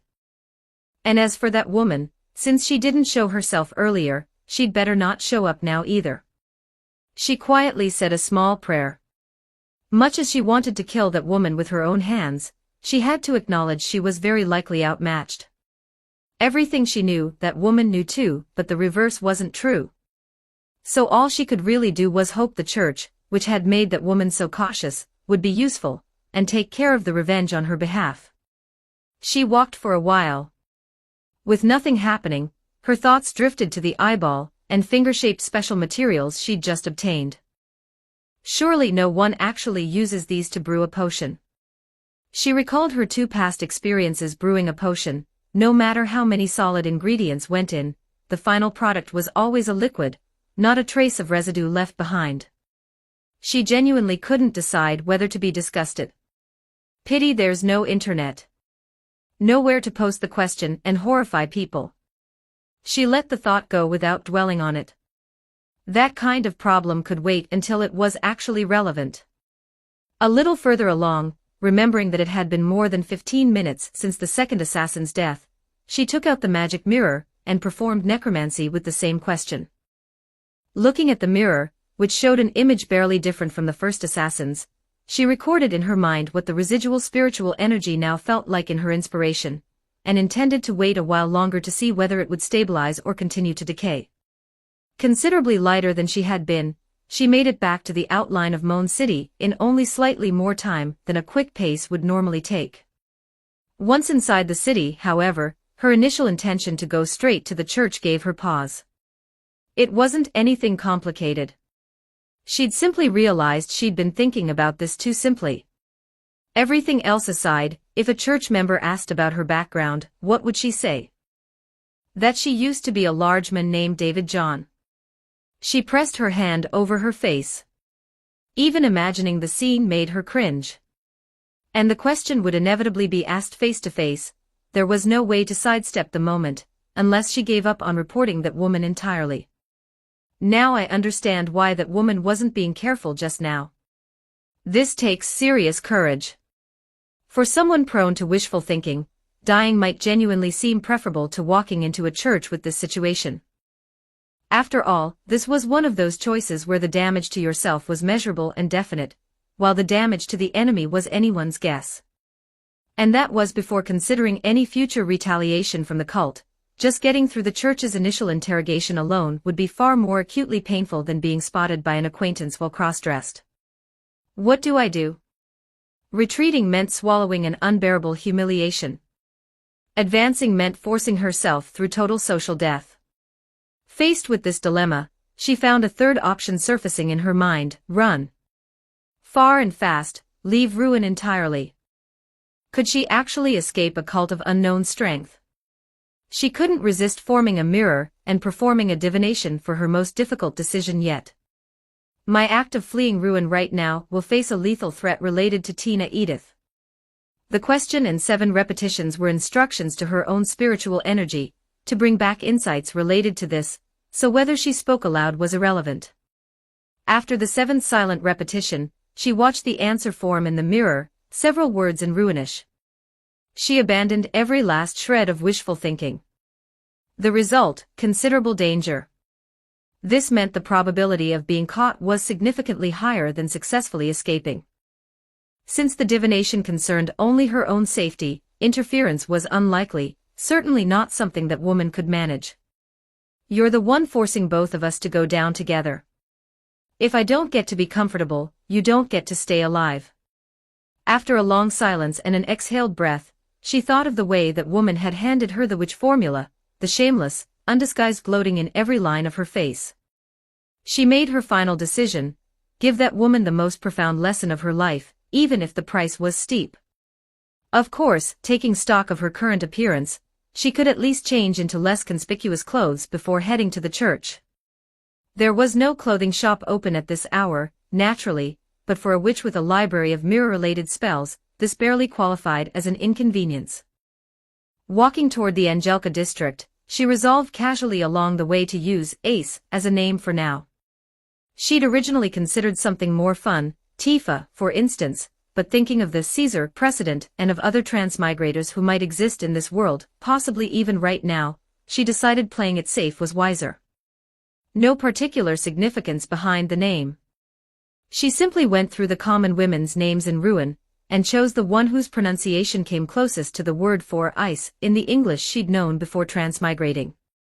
After finding a shop that sold women's clothing and carried more than just skirts, Ace pressed her hand against the window and spread her spiritual energy through it, then traced in her mind the symbol of a door. Immediately, in her occult sense, the ordinary windowpane felt like an unlocked door. She pushed lightly, and her hand passed straight through the glass. Her hand, however, did not appear on the other side. Remarkable, though she wasn't as astonished as she might have been. She'd already had one round of wonder to work through. Entering the city and encountering its various mirrors had already made clear to her that her sensitivity to reflective surfaces had reached a thoroughly unreasonable level. Whether her line of sight was blocked or not, she could sense the location of every mirror surface within roughly 30 meters. She could directly tell whether any given mirror was reflecting her at any given moment. This particular ability apparently wasn't worth a single mention in the witch potion's knowledge, so she'd only discovered it after entering the city. She stepped lightly through the window. She found herself in a region that looked blurred and dim in every direction, as if she'd stepped into the surface of a reflection, and yet it held her weight solidly. This was the mirror realm behind the glass, described only minimally in the potion's knowledge as exactly that. It was, as the knowledge indicated, not infinite. The space near the entry point was more open, becoming narrower the further it extended, until it tapered into a dark, deep, indeterminate tunnel. Not quite like a real world, she intuited. She had no intention of entering the tunnel. Both her inspiration and the potion's knowledge agreed it was dangerous. She moved to another entry point similar to the one she'd come through, and, unable to resist curiosity, performed a divination to check whether throwing a piece of ice would pose any danger. Getting a negative answer, she condensed a piece of ice, then used black flame on it for caution's sake. After confirming the treated ice had lost its abnormally rapid spreading property, and that she no longer had control over it, she tossed the piece of ice toward the edge of the mirror realm. It met no resistance. It vanished soundlessly, completely, as if swallowed. Curiosity satisfied, Ace tried pushing her head through the second entry point, and found herself looking, as expected, into the clothing shop. Experience really is the best teacher. Feeling she'd learned something new, Ace stepped lightly into the shop and gave herself a satisfied nod. Author's note: this chapter Ace looked around. Even with night vision, everything was indistinct, blurred. This place, which the potion's knowledge referred to simply as the mirror realm, was, as stated, not infinite. The space near the entry point was more open, narrowing with distance until it became a dark, deep, indeterminate tunnel. Wait, in Cycle of Destiny it explicitly describes the characteristics of each witch sequence. Franca at sequence 6 still had to pray to the primordial witch to enter the mirror world. Self-entry requires at least sequence 4. Author reply: what sequence 4 allows is transportation through the mirror world, like how a traveler uses the spirit realm to move. What she's doing here is just entering the small mirror realm space behind a mirror. That's different. Chapter 53, How Useful Mirror Magic Is. Ace's original plan had been to use mirror jump, entering through one of the mirrors necessarily present in a clothing shop to teleport directly inside. But the potion only mentioned that every mirror had a mirror realm behind it, so even though her witch instincts told her that this situation constituted two separate mirrors, she was still a little curious what the combined mirror realm looked like when two mirrors faced each other. I really never thought I'd end up coming to a shop like this alone, buying clothes for myself. Her mood was complicated. And when she remembered that she'd permanently lost the right to bring a girlfriend here, the complication shifted briefly toward sadness. Not that she'd had any objection to same-sex relationships in her previous life, but even now, she didn't feel any particular need to explore them. Did people really need a partner to get through life? Wasn't being alone perfectly fine? Especially in her current situation. Since she was in a hurry, and had absolutely zero experience coordinating outfits. She skipped deliberation entirely: shirt, jacket, trousers, and boots, all in one color. Black, which wouldn't show dirt and washed easily. As for undergarments, since nobody else would see them, she eliminated pink as an option and selected everything else at random. The shop was dark, but Ace still went to the changing area first. She withdrew the ice from her clothing, condensed it back into her hand, and used black flame to neutralize it before leaving it on the floor for the moment. The witch potion had granted cold resistance, so even in the dark, in the middle of the night, she had enough composure while changing to take note of her own body for the first time. Seriously, how is this justified? That woman has an excellent figure, and she doesn't come anywhere close to this. Why am I to Jean? Not to Liang, to Jean, minimum. No downward pull whatsoever. Is that scientifically plausible? You've never respected science, I know, but do you have to show off supernatural superiority right here? She grumbled to herself internally, and only after pulling on the shirt realized she'd forgotten to pick up any undergarments. It's not actually a requirement for a witch. She hesitated briefly, then decided not to compromise on that front for now. She quickly finished dressing and looked down at the abundant floral vine embroidery on the fabric, muttering the words "flashy" and "over the top" to herself in a continuous loop. After tucking the lace from the cuffs she'd missed earlier inside the sleeves, Ace considered what to do with her original clothing. Leaving it here was out of the question. Carrying it to the church while turning herself in was equally off. She looked at the block of ice at her feet, and had an idea: just throw it into the mirror realm. But clothing worn for a long time was another matter. Even she, now a witch, could use this clothing to curse its original owner within the same city, given assistance from a ritual, provided an evil god answered. So to be safe, she decided to divine the risk first. She picked up the ice from the floor and tested her ice manipulation on it. She found that with minimal spiritual energy, she regained full control over it. Fair enough. She shaped the ice into a small wand. Since she only needed to check whether an action carried risk, she used the other divination method witches commanded, the wand, for a quick check. A small ice wand wasn't technically a proper wand, but wands and magic mirrors were both just tools for presenting insights. They were essentially the same as tarot cards in tarot reading, or pendulums in pendulum divination. Specific materials genuinely did improve a divination's effectiveness, but that didn't mean ordinary materials caused it to fail. After 7 silent repetitions of directly placing these clothes in the mirror realm poses a risk, she watched the previously upright wand tilt decisively to the left, indicating no. That surprised her. She'd assumed she'd at minimum need to disrupt the connection between the clothes and herself using black flame, and a spell before the risk cleared. She'd checked first only out of thoroughness, to verify her assumption, not because she'd expected to be wrong. That's strange. Puzzled, she connected the thought to those 3 lackeys' mirrors that had abruptly failed. She immediately divined whether she had stepped out with her left foot this morning. That was the kind of question, something she'd done herself, then forgotten, where a divination failure should have been impossible. But the wand stood completely still, divination failed. Understanding now, she used the mirror to divine David John's appearance. As expected, the mirror showed her face before the advancement. A divination on whether he was dead failed outright. So this is what, death in a mystical sense. Now that she understood why those 3 lackeys' mirrors had failed, Ace shook her head. It was a little funny, and a little fitting. With nothing left to worry about, she carried her old clothes over to the shop's fitting mirror. Though the only light was a soft, dim blush of crimson moonlight, she could see herself clearly in the glass. She let out a quiet sigh. The only thing that could console her was that her height had barely changed. Being a large man meant being tall, certainly above 185 centimeters. She was hovering around 185 now as well, which would be remarkable by the standards of her previous world.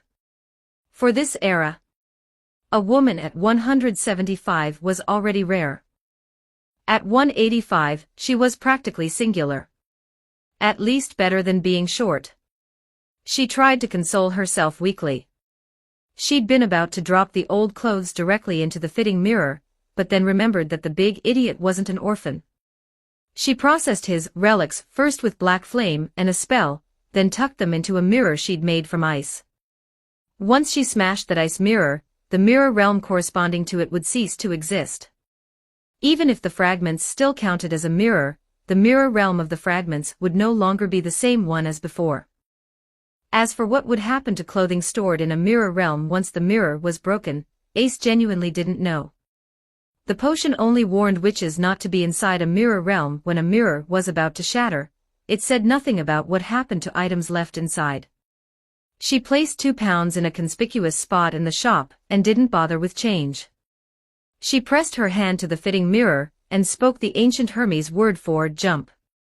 Only at that moment did she understand what the 30-meter mirror sensing ability was actually for. That was how mirror jump determined its destination. No wonder the potion never mentioned how to control where you end up. She settled on her target in her mind, and before she'd even had time to react, her vision blurred for an instant. When it cleared, she was outside the shop. The range and medium limitations are a bit strict, though, and the activation feels a touch slow. Though she'd mentally critiqued mirror jump without much warmth, she had no real complaints. Other than the transformation, the witch potion had nothing worth objecting to. After neutralizing the ice mirror that held the big idiot's relics, she suddenly realized she could use the mirror realm as personal storage. It couldn't hold anything with a strong personal connection, items long used or closely associated, but it was still very useful. Mirror magic really is wonderfully convenient, Ace couldn't help thinking. Beyond the inherent utility of the abilities themselves, mirror magic had one huge advantage over the dark arts a witch commanded. The casting material was almost always just a mirror. For a witch who could conjure ice from nothing, this effectively meant no material cost at all. And it was inexpensive in spiritual energy, too. Unscientific as it sounded, conjuring a piece of ice roughly the size of a vanity mirror consumed about as much spiritual energy as a single use of full-force strike. For a witch, whose total spiritual energy had increased dramatically, this was simply not worth worrying about. Author's note, this chapter her mood was complicated. And when she remembered that she'd permanently lost the right to bring a girlfriend here, the complication shifted briefly toward sadness. Not necessarily. Chapter 54, I'm turning you in. With everything in order, Ace performed one final divination to confirm the path to the church carried no threat from that woman. Sleeping soundly, are you? Maybe laughing in your dreams. Let's see how you're laughing tomorrow. She drew a long breath, thought of how long that woman had probably been enjoying herself at her expense, and went without further hesitation, heading straight for the church. The church was nothing like an ordinary shop. The kind of church serving less affluent congregants was very likely to stay open into the early hours, since for poorer believers, even a Sunday wasn't guaranteed to be a day off, let alone any regular weekday. Arriving near a church of the Evernight Goddess Chapel, Ace looked up at the prominent steeple and felt a flicker of something puzzling. Why does this look familiar? She didn't know enough to place it, so she didn't dwell on it. Steadied by the logic of choosing the lesser of two evils, she pushed herself through the door. Walking down the corridor toward the prayer hall, she examined the walls on either side. The only windows were high up and narrow, the glass patterned with decorative designs. Imagining what this passage looked like during the day, she muttered internally. It suits your name, I'll give you that, but does it really not strike you as a bit too villain-coded? Recognizing this as nothing more than her own preconceptions, she said nothing more and walked on, already lighter in spirit, into the prayer hall. The hall was modest in size, equally without windows. The only light entered through star-shaped perforations in the ceiling, not many of them, filtering in a faint, blush moonlight that left the space deliberately, atmospherically dim. Ace felt compelled to note internally. And yet the people of this world genuinely find this calming. Preconceptions, apparently, are extremely important. She spotted candlesticks and a small supply of unlit candles and stopped wondering what ordinary worshippers did on moonless nights. Well past the hour for sermons or mass, the hall held only a sparse few people sitting silently in the pews. Spotting a figure in a deep black robe seated on the pew closest to the altar, clearly clergy, Ace walked directly toward them. She came to stand before the altar, which was carved with a profusion of star motifs. The priest, hearing footsteps, turned, looked at Ace, and asked gently, "Is there something you'd like to ask, ma'am?" Ace had never felt language to be so sharp. She drew a breath and answered in a low voice, summoning her nerve. "Father, I've accidentally come across information about members of a forbidden cult. Who should I speak to?" After a brief pause, the priest stood and led Ace to the confessional beside the altar. Stepping into the confessional booth, nothing but a door, a slot in the front wall, and not even a gap anywhere else, Ace spotted a candle and matches in the corner and thought with surprised relief. "So you do acknowledge that total darkness might frighten people? I'd assumed that if you couldn't conquer your fear of the dark, you had no right to call yourself a devout Evernight goddess worshipper." The wooden partition lit with a faint candlelight, and the priest's warm voice came through. "Beautiful lady, there's a candle in your upper right corner as well. Don't assume a voice like that means the person looks as good as it sounds. You can't be that shallow. You're a devout believer in a deity, Father." Ace felt another jab to the chest and found her urge to comment completely irresistible. She exhaled slowly and decided to deliver something of a shock to this priest in return. "Father, please believe me. This matter concerns a cult member with unusually formidable power. She is at minimum a sequence 6 beyonder. If the second half of that sentence means nothing to you, please notify the church's Nighthawks immediately. I want to confess everything to them." After Ace finished, complete silence fell in the confessional. Noticing the priest seemed to have some knowledge of the supernatural, she added with wicked satisfaction, "As a gesture of good faith, please also tell them that I am a sequence 7 beyonder myself. Don't worry, I won't leave the confessional a single step before they arrive." Ace leaned back in her chair. She listened with quiet satisfaction as the priest's breathing went erratic, the hurried sound of the door opening, the remaining worshippers being gently sent home, and then the sound of someone being sent to notify the St. Angelica Cathedral. In any city, a cathedral with saint in its name was effectively the church's local headquarters. Once that was all done and the church doors were closed, the priest remained inside rather than leaving, sitting in the pews and praying quietly to the Evernight goddess. Very professional. And genuinely brave. Ace gave the priest a quiet note of respect. She had a strict sense of fairness, people who earned it got credit. She had no inclination to cause further trouble. Happy for the quiet, she settled back. The priest's prayer gradually became inaudible. The church was peaceful, as if nothing had happened at all. About 10 minutes later, for slightly urgent sets of footsteps broke the stillness, slowing slightly only as they neared the building. They made no effort to conceal their use of a hidden passage to enter. After confirming the situation with the priest, they sent the latter away. Ace opened her eyes at that point and spoke into the silence. "It's a pleasure to meet you, esteemed Nighthawks. My name is Ace. I regret not coming to find you several months earlier." An unusual opening line, Miss Ace. "Tell us now what you regret." Alec Howard, captain of the Moan City Church of the Evernight Goddess Watcher team, spoke in a measured voice. Ace remained seated, speaking through the closed door at a measured pace. "Simply put, this afternoon in the Docklands, I was pursued and shot at, 3 of the attackers being well-prepared extraordinaries. Under pursuit from 2 sequence 9s and 1 sequence 8, in order to survive, I had no choice but to drink a potion and advance to sequence 7, becoming a witch. This was precisely what the Beyonder who claims to follow the primordial, and belongs to the witch pathway, Tina Edith, had been hoping to see." Her voice grew more agitated as she continued. "My formula and materials both came from that woman. But she never once told me, not once, that the sequence 7 potion was called witch. That is exactly why I've come to you. I want that woman to pay for everything she hid from me and everything she did to deceive me." Outside the door, Watcher Captain Howard listened to Ace's account. His expression showed nothing, but internally, his composure was quietly becoming complicated. Outwardly unreadable as he was, when he had first heard that a self-described Sequence 7 cult member had voluntarily walked into a church to file a report, Howard had been genuinely stunned. Not in his nearly 20 years as a watcher, and not in any of the countless archived case files he'd reviewed, had he ever seen anything like this. There were other possible explanations, but the experienced watcher captain had inevitably considered the worst one.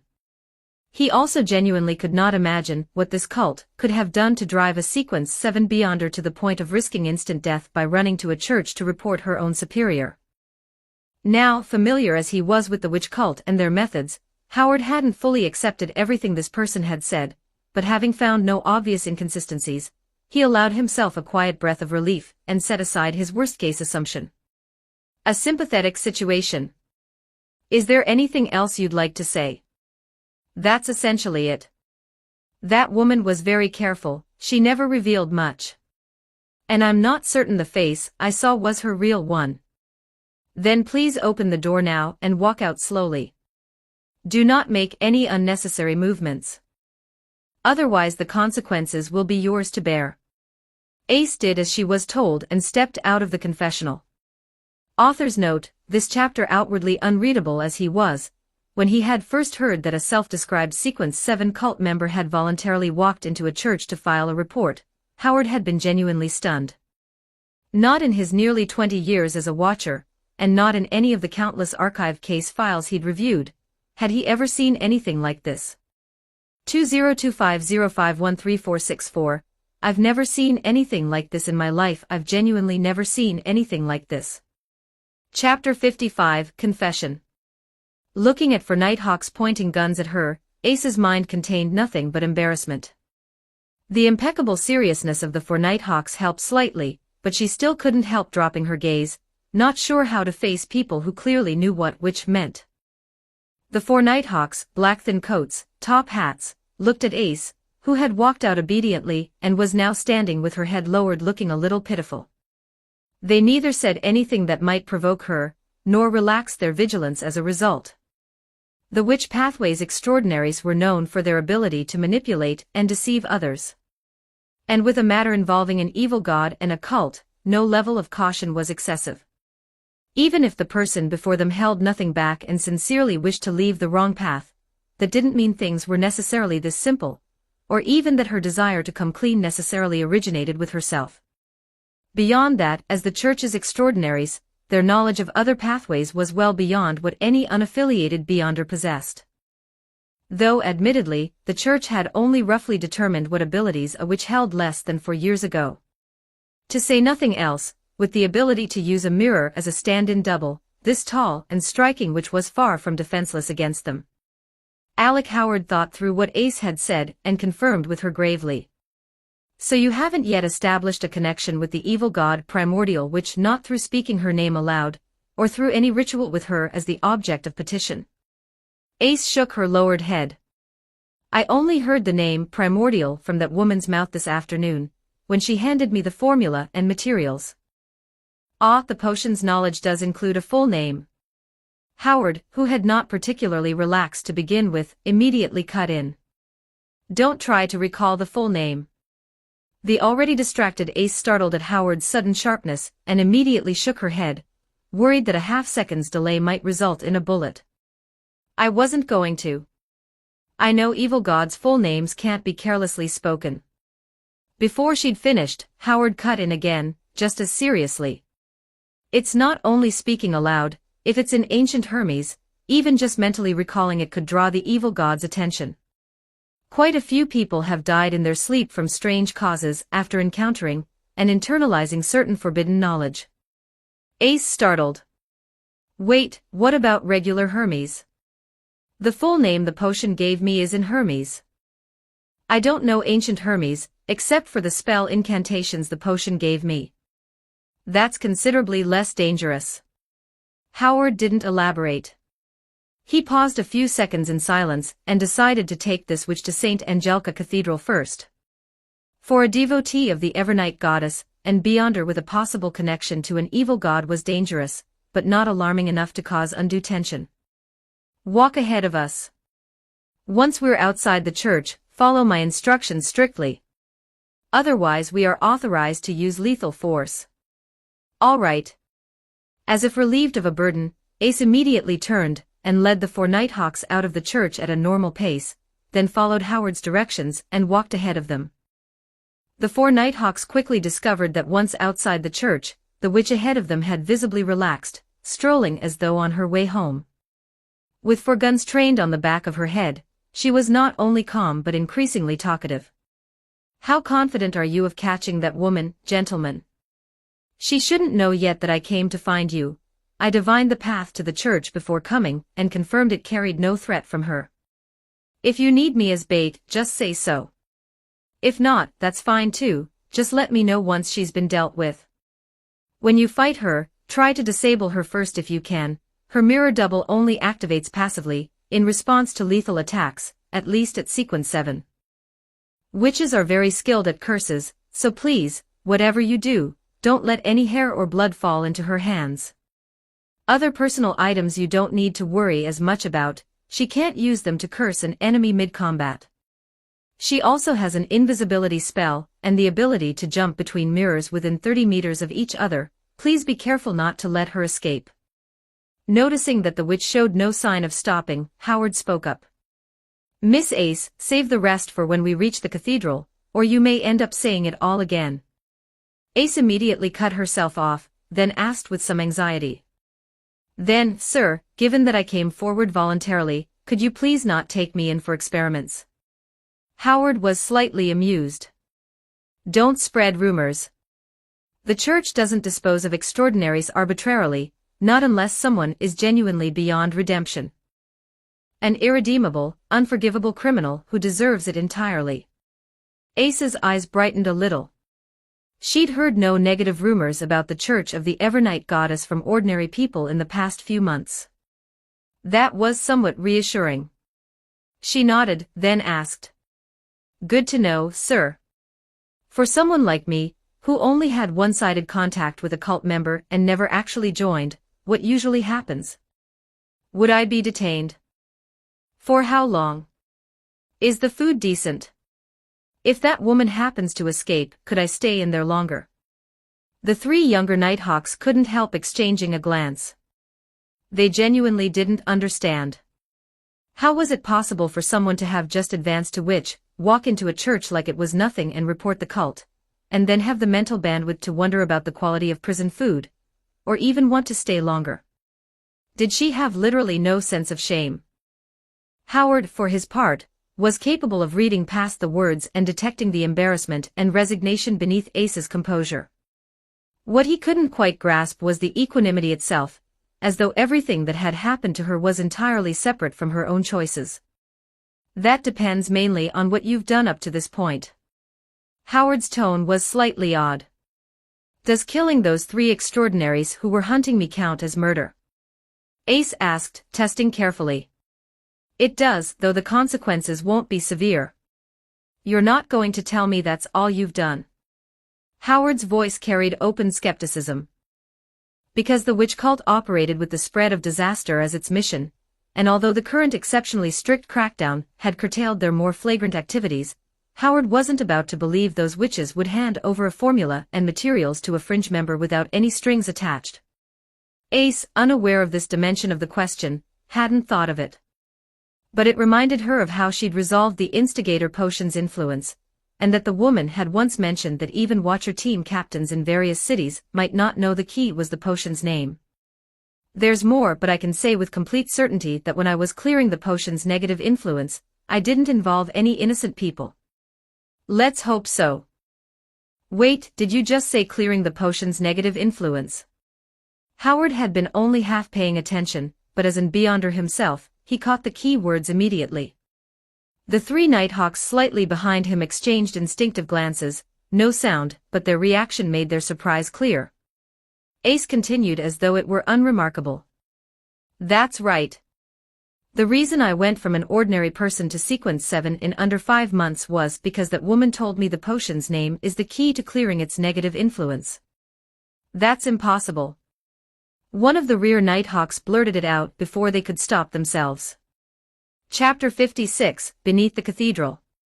Don't be too startled, Grace. I have seen records of nighthawks advancing at unusually fast rates. Alec Howard offered mild reassurance to the surprised team member. What he didn't mention was that advancing to sequence 7 in under 5 months was, even by the church's lengthy history, on the remarkably fast end of the spectrum. Howard suddenly recalled something, advice given to him by a senior deacon from headquarters, when he had successfully advanced to Nightmare years ago. Paired with Ace's account, the words that had once seemed oddly out of place now made a certain kind of sense. Tell me in detail how you managed it.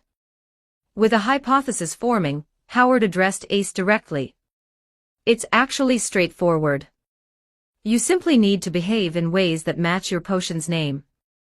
For example, my Sequence 8 potion was Instigator, so I only needed to persuade someone to act on their own desires in ways they would never have considered before, and that would gradually clear the Instigator potion's negative influence on me. It didn't have to mean escalating conflict or inciting hostility. Ace was not holding anything back. She knew perfectly well that trying to leverage this against the Nighthawks in exchange for better terms was not realistic. The reason she'd brought it up intentionally, beyond incidentally building goodwill, was primarily to emphasize her own law-abiding conduct. She wasn't afraid of an investigation. What she feared was Nighthawks dismissing her based on preconceived ideas about unaffiliated extraordinaries without even looking into things.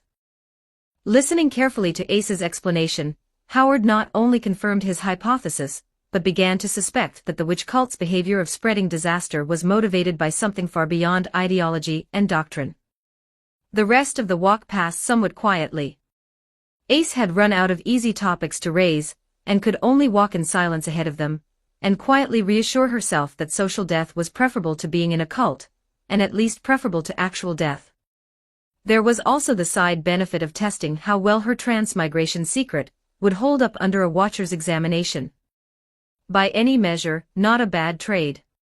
The Nighthawks had deliberately avoided residential areas, taking a longer route, so nearly 20 minutes passed before Ace, under Howard's direction, finally arrived at the square in front of St. Angelica Cathedral. Straight in. She looked up at the cathedral, same general shape as the last one, but considerably larger. That's right. Under Howard's direction, Ace entered the cathedral, and was brought to the now empty main prayer hall. Vincent. At the captain's voice, Vincent stepped around Ace and pushed open a concealed door in the corner. Without being told, Ace followed, watching Vincent's heels. After a dim, narrow passage, Vincent used a key to unlock an iron door, and they descended further along stone steps. They're not about to put me in the Chinese gate, are they? Ace couldn't help wondering. According to what she'd heard, the Church of the Evernight Goddess maintained a Chinese gate beneath the central cathedral of every city, used specifically for containing dangerous individuals and storing dangerous objects. It was also in the widespread belief of unaffiliated extraordinaries, the place where the church conducted its grim experiments on captured extraordinaries. Rumor had it that even coming near the Chinese gate could bring misfortune. At the bottom of the spiraling stone staircase lay a long stone corridor. The walls on either side held nothing but dim gas lamps at intervals and a coat of arms that repeated at regular spacing. Looking at the brilliant stars on the deep black of the crest, Ace figured this must be the Church of the Evernight Goddess' emblem. They walked a little further. At the cross corridor ahead, Ace asked, "Why are there gas lamps down here? Surely there aren't ordinary people who come through."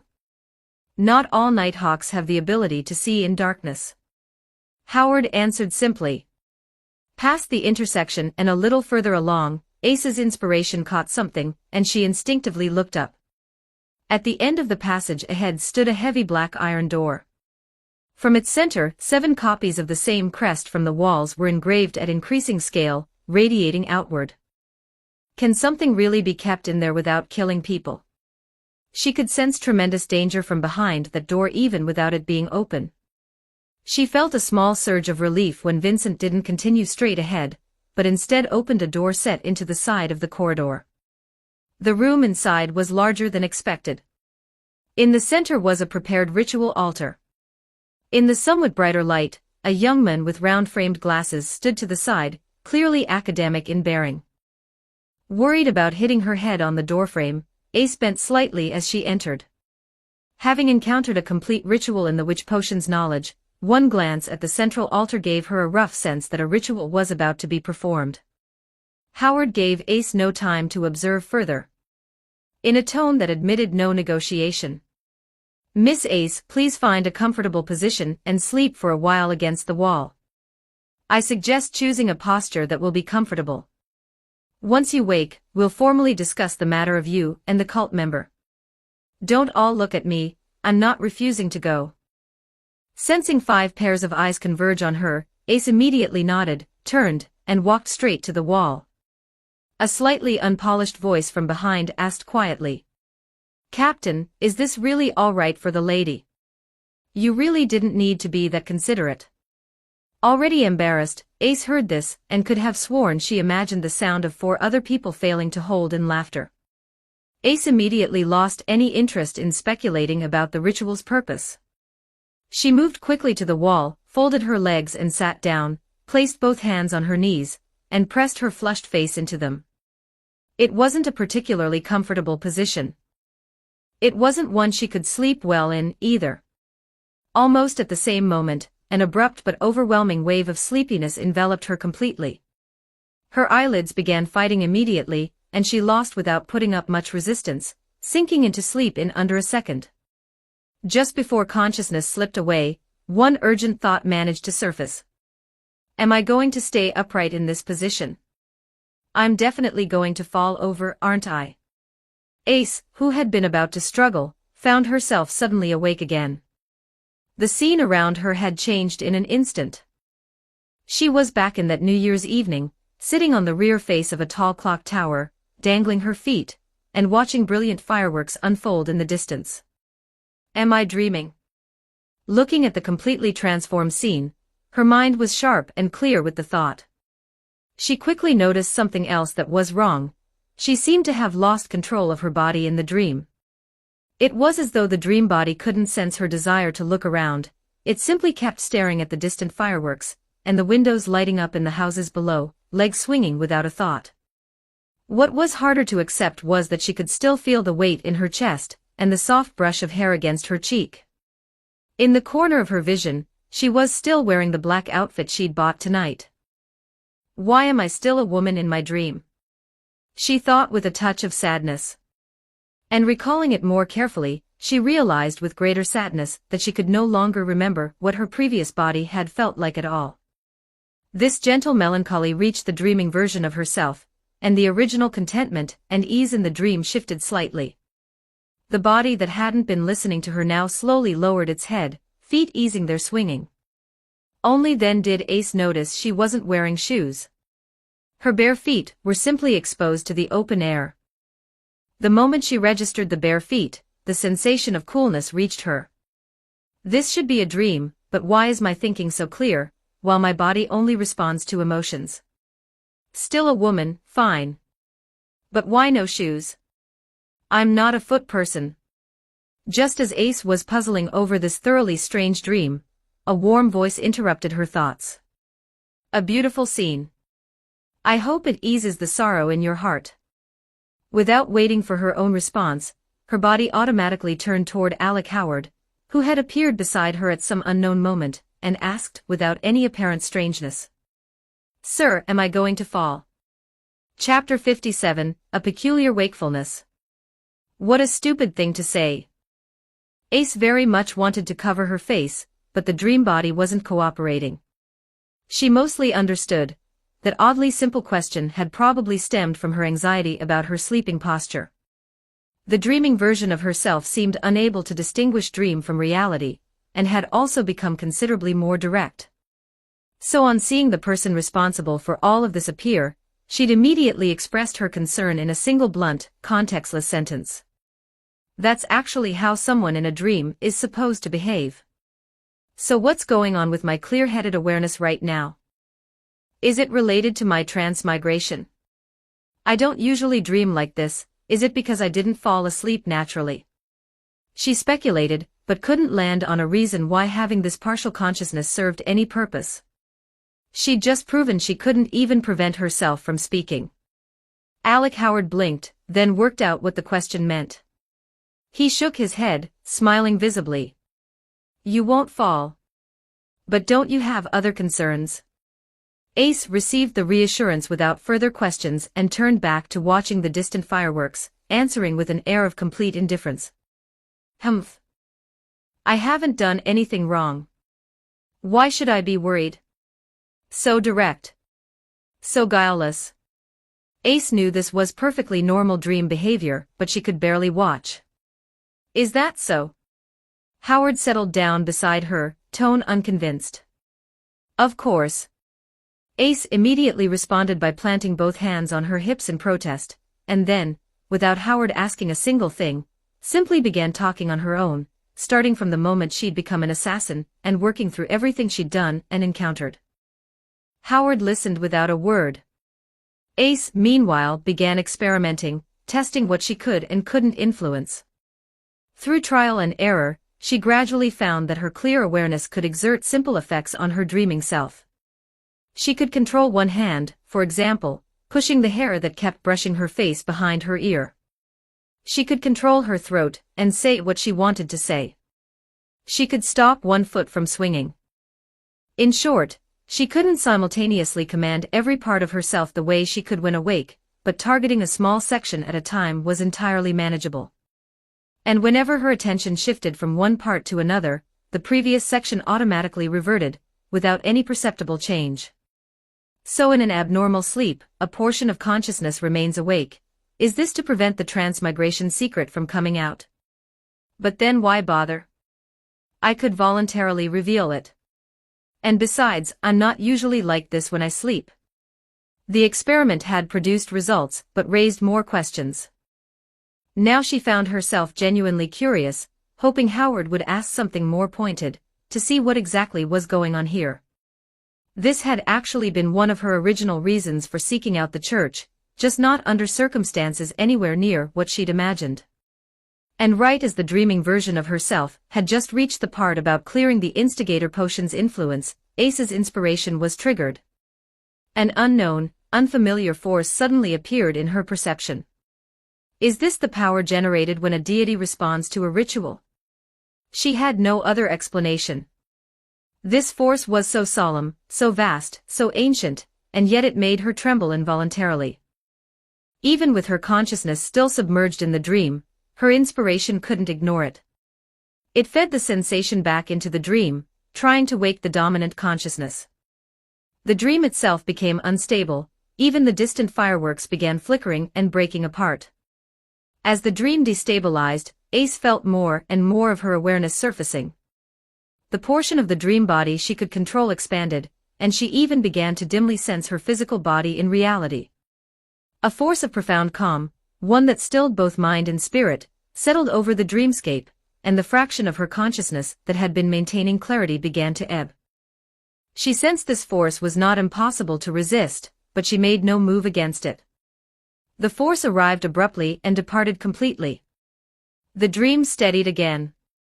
But Ace kept a small thread of awareness clear throughout. Howard apparently hadn't noticed.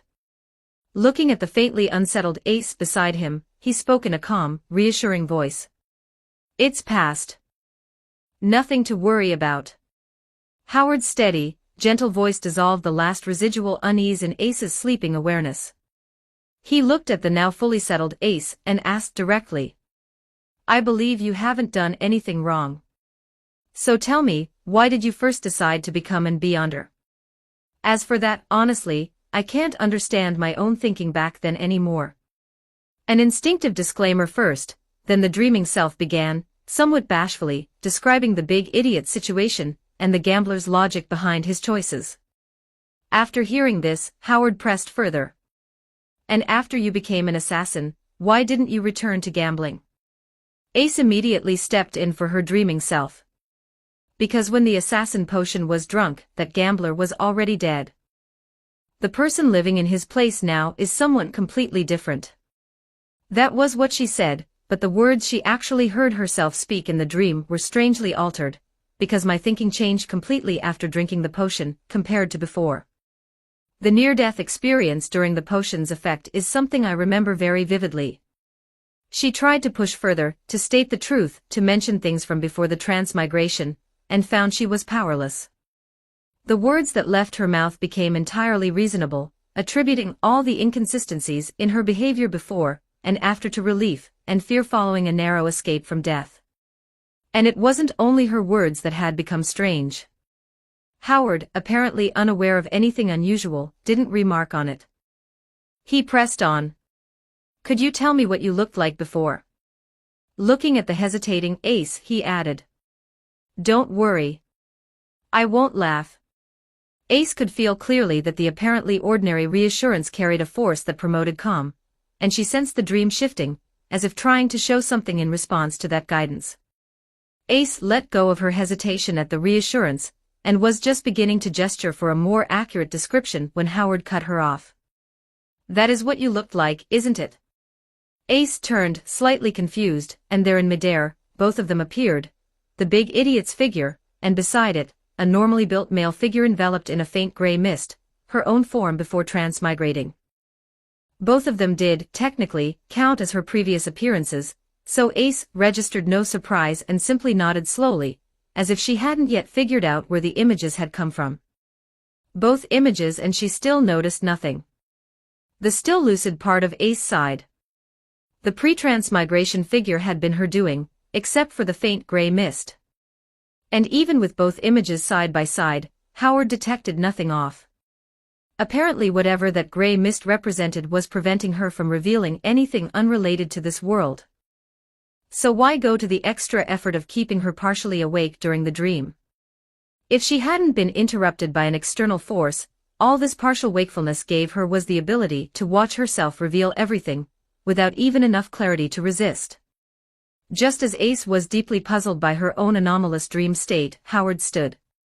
"Time's up. Thank you for your cooperation, John."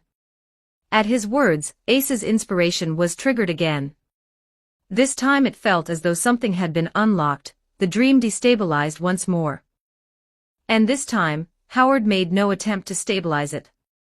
So Ace, still slightly moved by his courtesy, was pulled out of the dream and woke. Chapter 58, Formidable Reinforcements. A little disoriented by the abrupt change in surroundings, Ace instinctively lifted her head and leaned it against the wall, giving her back a stable support. Before she'd had a chance to feel relieved about not having fallen over, she noticed that the room had new occupants. Where did these 5 come from? Every one of them feels at least as powerful as the local Watcher team captain. She studied the new arrivals with quiet puzzlement, 4 men and 1 woman. Their appearance was similar, black thin coats with matching trousers and hats. Unlike the Nighthawks who had brought Ace here, all 5 of these individuals wore blood-red gloves, which stood out strikingly even in the dimly lit room. The apparent leader, a middle-aged man, was exchanging a quick, brief summary with Alec Howard. The other 4 wore appraising expressions as they stood with the original 3 Nighthawks and observed Ace. The bespectacled young man was clearing the recently used ritual altar. 7 people staring in unison produced a fairly significant pressure. The 4 red-gloved Nighthawks in particular, whose strength was evident at a glance, were more than Ace cared to endure. She dropped her gaze after a few seconds. These 5 red-gloved Nighthawks are far too capable for a standard City Watcher team. How did they get here so quickly? Did the ritual power transport them? And is this many people really necessary? How many are you even trying to catch? Ace had no idea that, since shortly after the war ended, less than 2 years ago, the Church had significantly strengthened communication between headquarters and city-level Watcher teams. Any discovery of a valuable lead connected to a cult was now immediately relayed via ritual to the central cathedral. The Red Glove Unit, whose minimum requirement for membership was Sequence 7 Nightmare, making every member capable of forcibly pulling anyone within 100 meters into a dream, at the cost of their own ability to act, would then be rapidly transported to the scene by a high-sequence beyonder. This was feasible precisely because the post-war period had seen the Church sustaining an intensive crackdown on all manner of cults, which had so dramatically reduced cases of supernatural crime across the board that the Red Gloves, previously occupied almost exclusively with chasing dangerous rogue extraordinaries, now had the capacity to support city-level watcher teams in handling more difficult cult members. A notably cautious witch. Our best chance of catching her is probably still having this young lady draw her out, Alec. The Red Glove leader, silver-haired and trim, turned to look at the informant, who had legs that were, frankly, quite striking, and made the assessment. Not a single suspicious individual matching the description she gave appears anywhere in my memory. Howard confirmed after a careful mental review. Catching the glance Ace gave him as she stood, he added simply, "This is Cormac Terrence." Ace nodded and looked at this watcher whose eyes were so pale they were nearly colorless. She considered her words carefully. "I'd be happy to serve as bait, mister, I just don't know how well I can play the role." Terrence waved a hand. "Don't worry, there's very little you need to do. First, take actions that look reckless but that the witch would find plausible. I sincerely thank you for not using becoming a woman as your example." Ace was already frantically nodding to cut him off before he felt the urge to illustrate. Terrence seemed to trust Ace's intelligence. He went straight on. "Second, simply keep this with you." He said it as though something would follow, but made no move to produce anything. Just as Ace was puzzling over this, an invisible something wrapped itself around her left wrist. Cool to the touch. Feels like a spiritual entity. So he can command spiritual entities, she assessed. You should already sense it, Terrence's voice followed. Just pretend it isn't there. And finally, when you're talking to the witch, don't be too obvious about your nerves. Just don't let her spot something wrong within the first few seconds and bolt. Simple, right? Ace was pressing her fingers to her left wrist, feeling nothing at all. She nodded. In the next instant, she found herself back in the semi-awake dream state from the ritual examination, but nothing around her had changed at all. Is this because his sequence is above mine? Or a different application of his ability? If I didn't have this anomalous partial consciousness, I wouldn't have noticed anything was wrong at all. But with that small sliver of wakefulness, Ace could clearly sense that while she was still standing, her eyes were gently closing. What she perceived as seeing was actually just her mind's imagination. Once she'd roughly worked out what was happening, she saw Terrence speak. So tell me specifically what you're planning. Wait, he didn't actually move his lips. The voice appeared directly in my head. That was when Ace understood why Terrence had suddenly used his ability. He was protecting her dignity. In her slightly altered state, Ace explained to Terrence her plan, to appear to redirect her anger toward the 5 ordinary people who had joined the 3 extraordinaries in pursuing her. And in the process of answering, Ace herself never moved her lips either. What she said existed only inside her own head. After she finished, she felt a brief moment of disorientation. When her eyes opened, the scene around her was identical in every detail. 2 people in a walking dream state, holding a private conversation, impressive. If not for that peculiar wakefulness, I'd have assumed I'd simply closed my eyes for a blink. I'd never have realized I'd been under his influence. She noted this inwardly with genuine fascination. And she could imagine that if the person being influenced noticed something was wrong, they'd be able to break the effect easily enough. The nature of the method practically guaranteed it. All right, Alec, take her up to the surface. We need to make preparations. Terrence said. Howard nodded, directed Ace to follow, and turned to the bespectacled young man. Warren, you're also free to rest. Warren, who had been standing slightly at a loss, nodded promptly, tapped out the star pattern on his chest and said, Yes, Captain. May the goddess watch over all of you. The others returned the gesture. Except Ace. After Howard and Ace left, one of Terrence's teammates couldn't hold back. Captain, is that witch really clean? Going to a church to report someone voluntarily, that was genuinely her own idea. Terrence nodded. For now, treat her as clean. When she entered the dream state, my eyes didn't react. Maintain necessary vigilance and observe for the time being. On the other side, following Howard back through the route they'd come, Ace grew more curious and more worried with every step. Just before reaching the church, she finally gave in and asked, "Watcher, sir, is that witch really that difficult to handle? Is this many people really just to ensure she's captured?" "Partly that, witches are very skilled at disrupting divination, and once they escape, they're considerably harder to track down again. But more of it is because under the church's current intensive crackdown, while these cults have restrained themselves considerably, they've also started showing faint signs of cooperating with each other. A captured cult member might give us a breakthrough in an entirely unexpected direction. So now whenever a cult member lead surfaces, we first report it to headquarters and cooperate with whoever headquarters sends. This is itself a form of the intensive crackdown." Author's note: this chapter Ace studied the new arrivals, 4 men and 1 woman.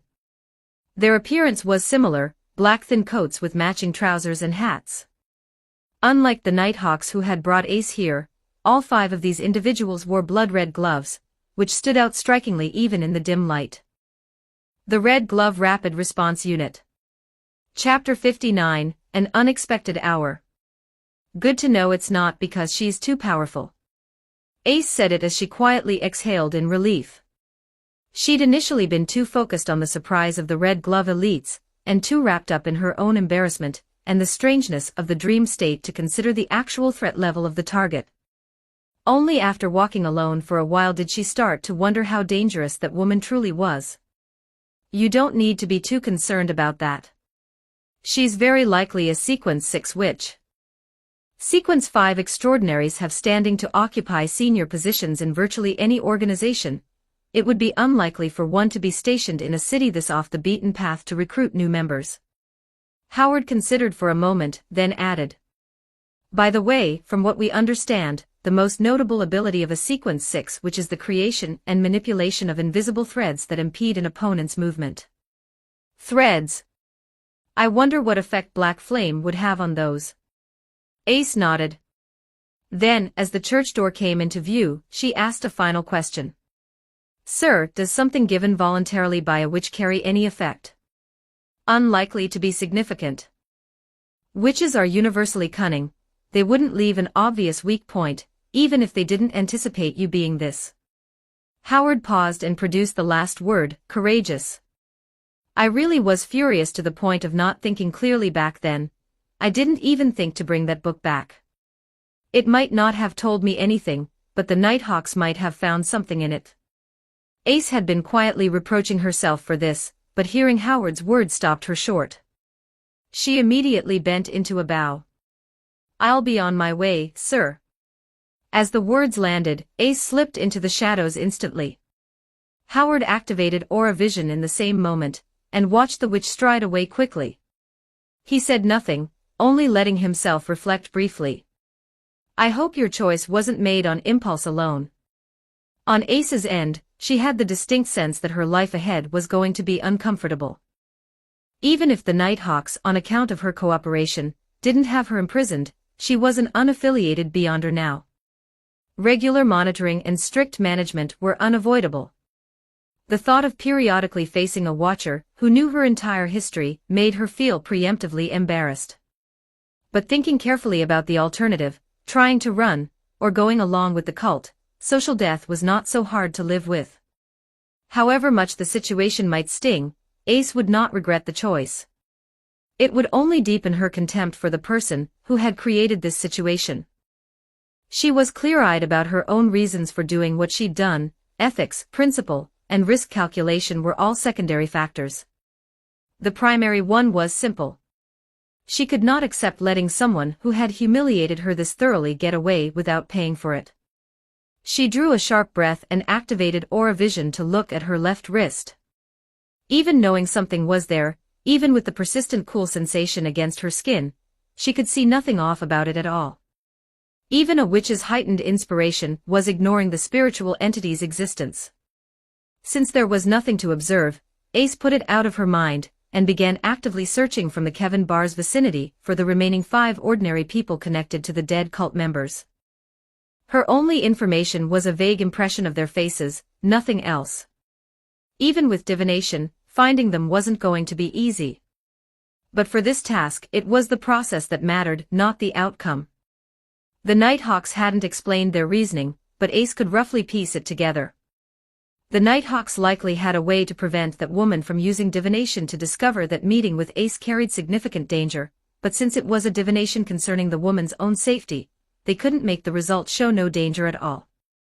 So Ace needed to engage in visibly risky behavior, reckless enough that the woman would attribute any divine danger to Ace's own recklessness, not to the Nighthawks waiting for her. This was cleverly exploiting a limitation of divination. It could return the insight that danger existed but not its specific source. As for why divination had that limitation, Ace had a theory. The spirit realm was essentially the internet. Divination was the search engine. It fetched insights from the spirit realm based on the keywords in the medium and the phrasing of the question, then fed results back to the diviner for interpretation. Even if you specified the source of danger in your question, divination might simply ignore that specification and return the same result regardless. Ace kept at her diligent search until past midnight before returning to the room she still rented. She'd caused no trouble and attracted no attention in Moan while clearing the potion's influence, so her lodgings were unchanged. What do I do after that woman is dealt with? Ace lay on the bed and asked herself with a vague uncertainty. With all the preparations made and nothing left but waiting, the formerly occupied Ace had to face the question she'd been deliberately not thinking about. What came after the revenge? She'd transmigrated into a different body, a body of a different sex. As in Beyonder, she had more choices than most people. But she no longer knew what kind of life suited the person she'd become, or what direction was even worth working toward. On the personal front, she couldn't accept being a man's wife, and didn't see the point of a same-sex relationship. On the professional front, beyond surviving any potential retaliation from the witch cult, continuing to raise her sequence didn't offer much meaning. She was long past the age of fantasizing about ruling the world. Even if a path back to her previous world existed, for the person she was now, it didn't seem to hold much appeal. She understood well enough that as time passed and her sequence rose, these problems might find solutions. But that didn't stop her from feeling disoriented and wanting to give up right now. If that woman doesn't show up, I won't even have the motivation to get out of bed. She turned onto her side. Lying on her back, the sensation at her chest was comparable to a small cat sitting there, but it was still uncomfortable. Turned on her side, there was still no sleep in her. Left with nothing to do, she played with her now soft, long hair and occupied herself by imagining that woman getting thoroughly beaten by the Nighthawks, passing the time that way. What Ace hadn't expected was that when she was drifting toward sleep, a sound interrupted, a small object scraping against the floor. She sat up sharply and saw a palm-sized compact mirror slide through the gap under the door. Beside it, the figure of Tina Edith materialized. Edith was wearing a thin, flowing dress that revealed the curves of her figure entirely. The semi-transparent fabric and the legs faintly visible beneath it were enough of a distraction even now. "What were you just doing?" Edith asked without ceremony, her voice as melodious as ever, though the question carried a clear note of interrogation. Ace drew 2 long, slow breaths before lowering her head to answer. "I broke into a shop to change into my current clothes. Then I tried to use divination to locate the ordinary people who were hunting me this evening, to get back at them." "You were reckless." Edith cut in without kindness. "You're lecturing me now." Ace felt her anger flare at once and demanded. "And do you dare tell me you don't know what caused this?" "Tina Edith. Calling me by name now, you're pretty pleased with yourself after advancing to sequence 7, aren't you? Think carefully, if I had actually wanted to force you to drink the witch potion, why would I bother with all this? I could have simply taken you were only sequence 8 at the time." Edith's tone shifted from hard to soft, apparently recognizing that her earlier approach had been a little too blunt. Chapter 60, Time to Strike. "What am I supposed to know about what's going on in your head?" Ace lowered her head and pressed her lips together without arguing further. Angry as she was, not knowing whether the Nighthawks were ready yet, stalling and keeping this which present was the obvious play. Seeing Ace go quiet, Edith's smile tugged upward as she continued. I understand how you feel right now, but think about it, what you've gained is more, isn't it? Setting aside a witch's diverse and comprehensive supernatural abilities, the witch potion's gift of beauty that doesn't fade is something most people couldn't obtain even in their dreams. Ace looked up into Edith's emerald eyes and asked with genuine surprise. Doesn't fade?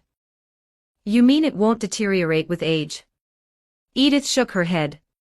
No, a witch can't maintain eternal youth. What doesn't fade is the charm itself. In simple terms, you won't become ugly. For instance, any wounds a witch takes in combat, no matter how many, will ultimately leave no scars. Unless the injury immediately causes a permanent disability. But even then, as long as you drink the potion and successfully advance, your body will return to its most perfect state. Because from witch onward, every potion in the witch pathway carries a significant effect on charm, and being whole in body is naturally part of that. That does sound appealing, objectively, but I've lived for years as a mun. Ace stubbornly pushed back. But the price? Edith shook her head again and cut her off. No. The price only feels steep because you've just advanced and haven't adjusted yet. You'll adapt faster than you expect. And when you do, you'll understand how small that price really is. You won't feel like you've lost much, because for a witch with supernatural charm, men are nothing more than obedient pets. And besides... She paused, glancing at Ace's chest, and continued with meaningful weight. Women can experience pleasures men simply cannot. So you've completely stopped minding being on the bottom, have you? Ace abruptly realized that arguing with someone this far gone was a waste of time. She followed Edith's gaze to her own chest with a deliberate grimace, lowered her head, and changed the subject. Ma'am, I don't understand. Why do I look so much more prominent than you? Didn't you just say you should be more charming than me? Edith inhaled and replied, mildly exasperated. The potion's standard for charm isn't exactly the same as a man's.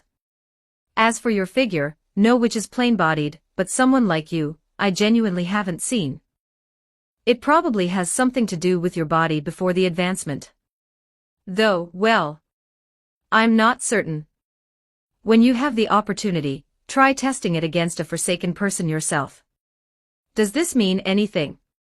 You're weirdly passionate about this particular research question. Ace watched Edith growing slightly animated even as she talked about it, and steered with her. So, Miss Edith, if I wanted to develop new members the way you're doing here, what would I need to do? Edith's smile deepened a fraction, but she still shook her head. It's still too early for you. And our focus isn't in the north right now. Your focus isn't in Forsaken because you can't handle the enthusiasm. Ace was already composing the snark internally, but nodded in silence. She was running out of things to say, and could feel the conversation drifting toward the subject of joining the cult. So where are the Nighthawks? They said a few seconds of delay was all they needed. Why isn't anything happening yet? Surely they didn't fail to anticipate that this which would come in the middle of the night. While by all reasonable standards experienced Nighthawks were unlikely to miss something like this, the continued silence was making Ace entertain the darker possibility against her will, adding another layer of complexity to an already complicated mood. Noticing Ace's slightly discouraged expression, Edith spoke with a barely contained energy.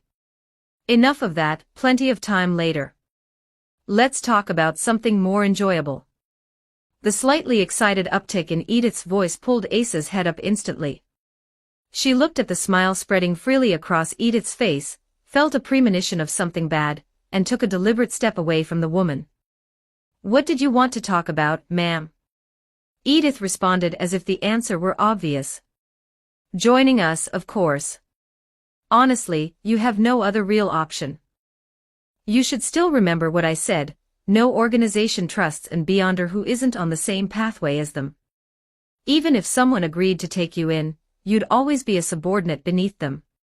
Given that, why not join? Where are the Nighthawks? Why still nothing? Are they even here, or are they watching to see what happens next? Looking at Edith drawing steadily closer, Ace, already anxious, was heading toward an increasingly cynical interpretation of events. Just as Ace was running out of patience and preparing to simply act, Edith suddenly stopped speaking and stopped moving. Her upper eyelids began to slide helplessly downward, as if she'd been hit all at once by an extreme exhaustion. Thank goodness, Ace, now sure the Nighthawk's ethics hadn't sunk that low after all, immediately melted into the shadows, circled quickly to Edith's side, drew her knife, and brought it down without hesitation, full force strike behind it, targeting the back of Edith's neck partially concealed by her light brown hair. The reason she didn't attack from the front was that Ace wanted to trigger the mirror double while also keeping some of that deranged woman's hair. For a witch skilled in curses, a few strands of hair were effectively an enemy's spare life.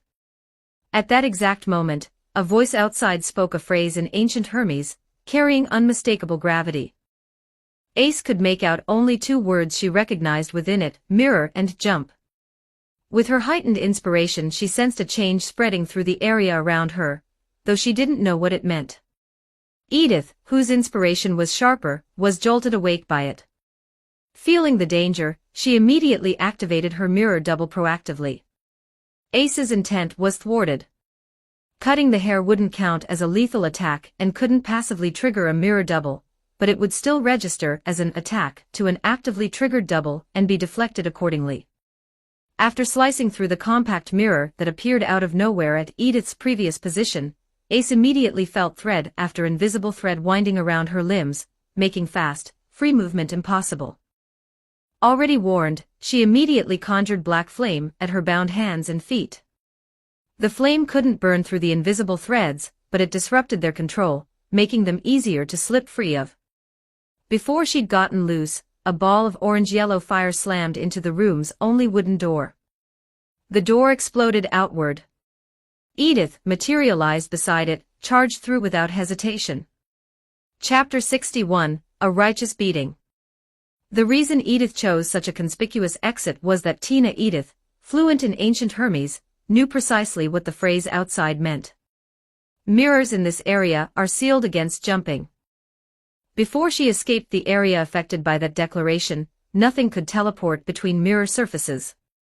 Edith was deeply grateful she hadn't let her guard down just because the divined risk had been low when she'd come to find this traitor.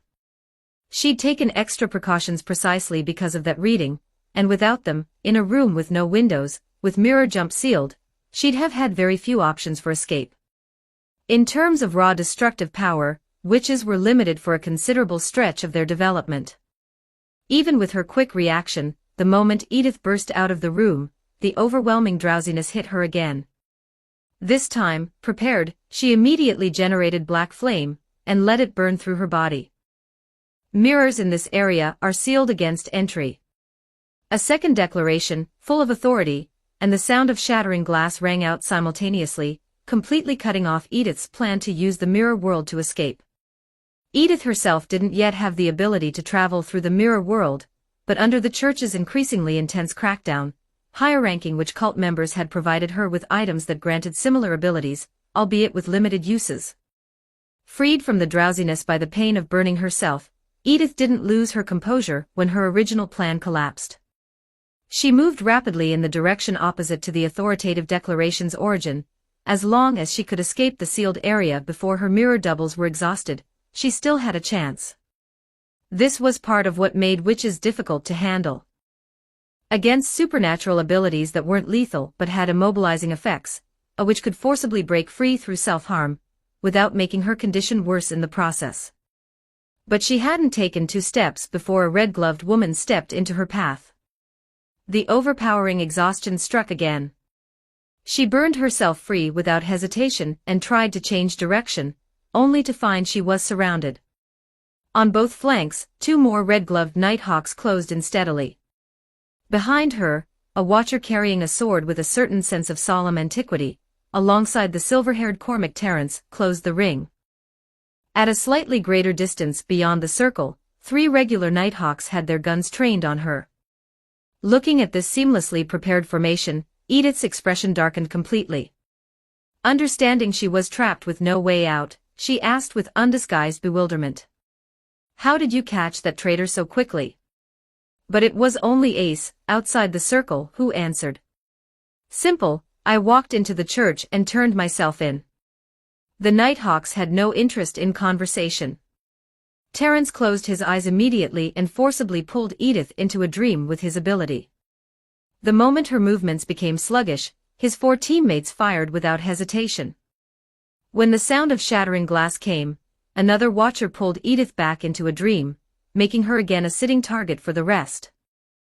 As the Church of the Evernight Goddess' elite Nighthawks, Red Gloves had a Sequence 7 nightmare as their minimum entry requirement, meaning every single one of them could forcibly drag anyone within 100 meters into a dream, at the cost of their own ability to act. Under this kind of encirclement, even a witch with a mirror double couldn't retaliate, she could only delay the inevitable. One more mirror shattered.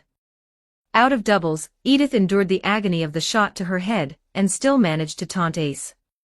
Even now, looking at you, I still can't help laughing.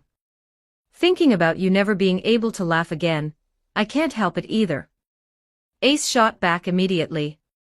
The witch started to say something more. The Nighthawks didn't give her the chance. Terence directed the spiritual entity to pull Edith down and hold her in place. The other 4 fired in disciplined sequence until she stopped moving entirely.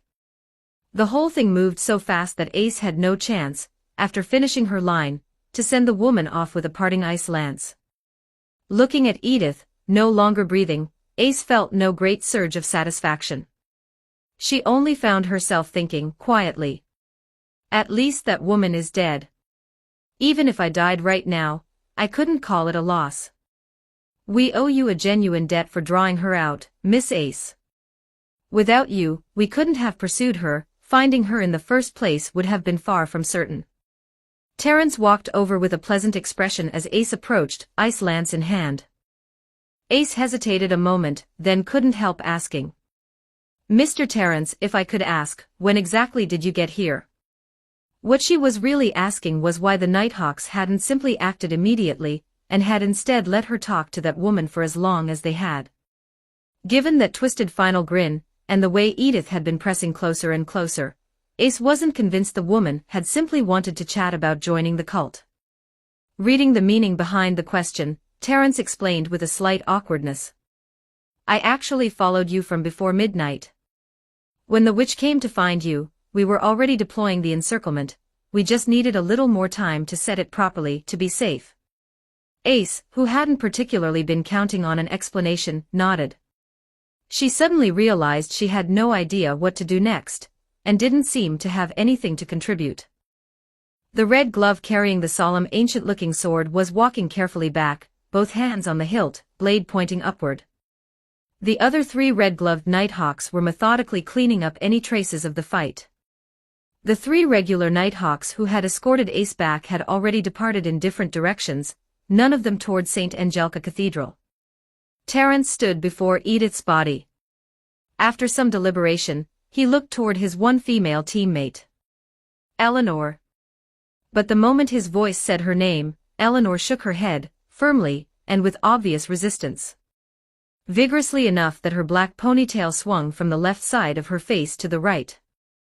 Seeing this, Terence had no choice but to turn to Ace, standing nearby with curiosity and speculation written all over her face, and explain.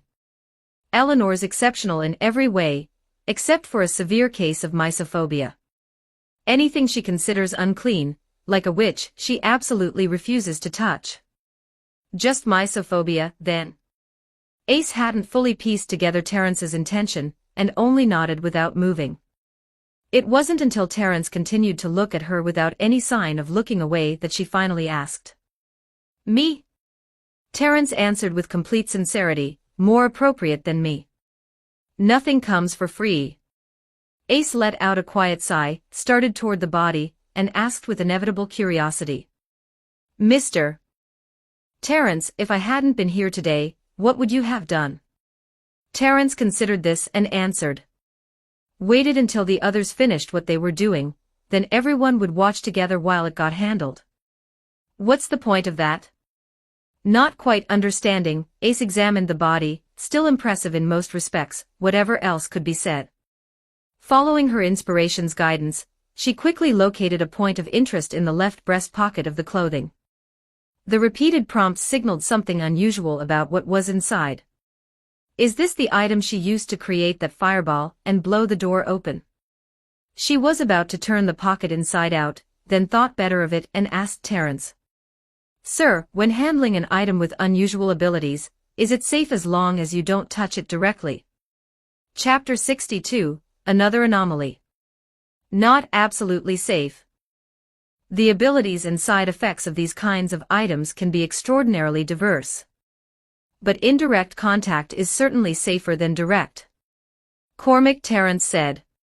A woman's dress pocket is so small and so well hidden. If my inspiration hadn't been triggered, I might have missed it entirely without a thorough search. Ace was in the middle of carefully tipping the pocket's contents out when Terence's comment prompted a follow-up question. Mr. Terence, why do these kinds of items all have side effects, large or small? Why is even direct contact something to be cautious about? Extraordinaries aren't that dangerous to handle. Watching Ace's almost comically careful movements, Terence found himself increasingly puzzled. How had she been able to disregard that Sequence 6 witch's charm, and walk straight to a church to file a report? His curiosity didn't stop him from looking at the rust-spotted silver ring that had rolled out onto the floor and answering. Because an object has no will of its own to resist the mental corruption a potion brings. Ace fished a few small, opaque packets from another concealed pocket. She glanced at the luminescent powder inside and held them out to Terence while explaining. This is light-drawing dust, the casting material witches use for their invisibility spell. Then she asked, so an object with severe side effects is essentially a lost control beyonder? Terence nodded as he took the packets from her and checked them. Confirming they were only casting materials, he asked with some puzzlement. The casting material for the invisibility spell is light-drawing dust. Ace spread her hands and shook her head. That's what the potion said. As for why, I have no idea. I haven't even had a chance to gather materials and try the invisibility spell yet. She only brought materials for the invisibility spell. After a thorough search, Ace was slightly surprised by this. But then, remembering the thoroughly one-sided fight that had just concluded, it made sense. She hadn't come here to cause trouble, so bringing materials for the darker arts would have been pointless. From inside the right sleeve she removed an intricately patterned bracelet, set it aside, and then stood to face Terence. That should be everything. Terence looked directly into Ace's crystalline blue eyes and articulated his earlier question. Miss Ace, you may not be aware, but the Sequence 6 name in the witch pathway is pleasure. What we know with certainty is that a witch at this stage is skilled in enchantment and possesses a supernatural level of charm, one that neither men nor women can simply ignore, with men being especially susceptible. That's precisely why that witch never even considered the possibility that you'd voluntarily go to the church to report her. So. He paused, then continued. Why were you able to resist her charm? Is this not a little ungrateful, sir? Noticing that Terence had pulled her back into the half-dreaming state in the instant he paused, Ace found herself thinking about the question involuntarily. In her semi-directed state, the dreaming version of Ace answered somewhat blankly. Her charm was that strong. I did feel some reluctance, but none of that could outweigh how furious I was at being forced into advancing to witch. Watching Terence deploy his ability specifically to ask this question, Ace understood she had probably been underestimating the witch's charm.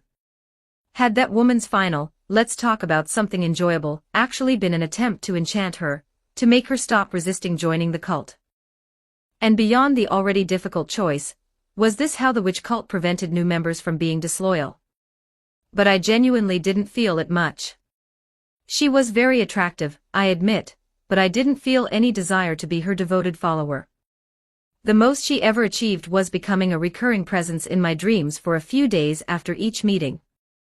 But if the witch's charm only produced that kind of effect, it really wouldn't justify her never considering the possibility that I'd go to the church. The more she thought about it, the more puzzled she became. Why had the charm she experienced been so much weaker than what this watcher seemed to expect from a witch? Terence, getting nothing unusual from the dreaming Ace's behavior, released the ability. Then he moved to the body, and began producing an array of small bottles and containers.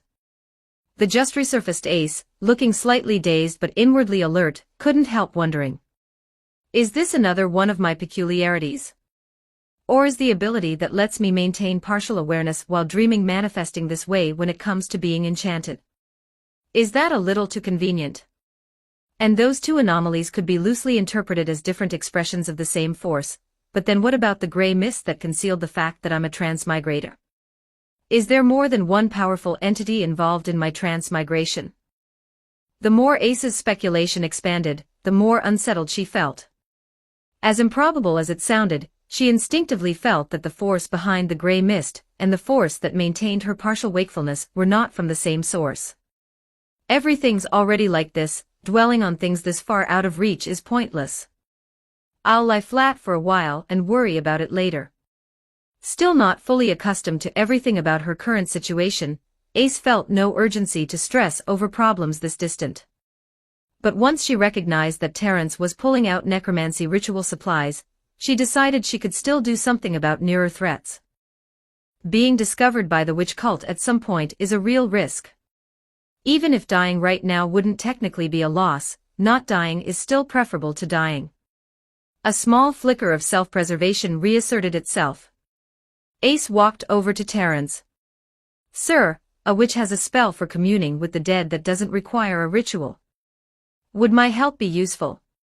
Terence was a little surprised by the initiative, but didn't refuse, only stipulating. "Fine, but the questions must be ones I specify." Ace had no objection. Her primary reason for volunteering was that she'd just confirmed the witch's spell for cultivating vengeful spirits could meaningfully slow the dissipation of a deceased's residual spiritual energy. She'd verified this with the second assassin's remains before going to the church. This wouldn't let her ask an extra question, but that assassin had only been sequence 9. This witch was sequence 6. The residual spiritual energy after her death would certainly be much greater.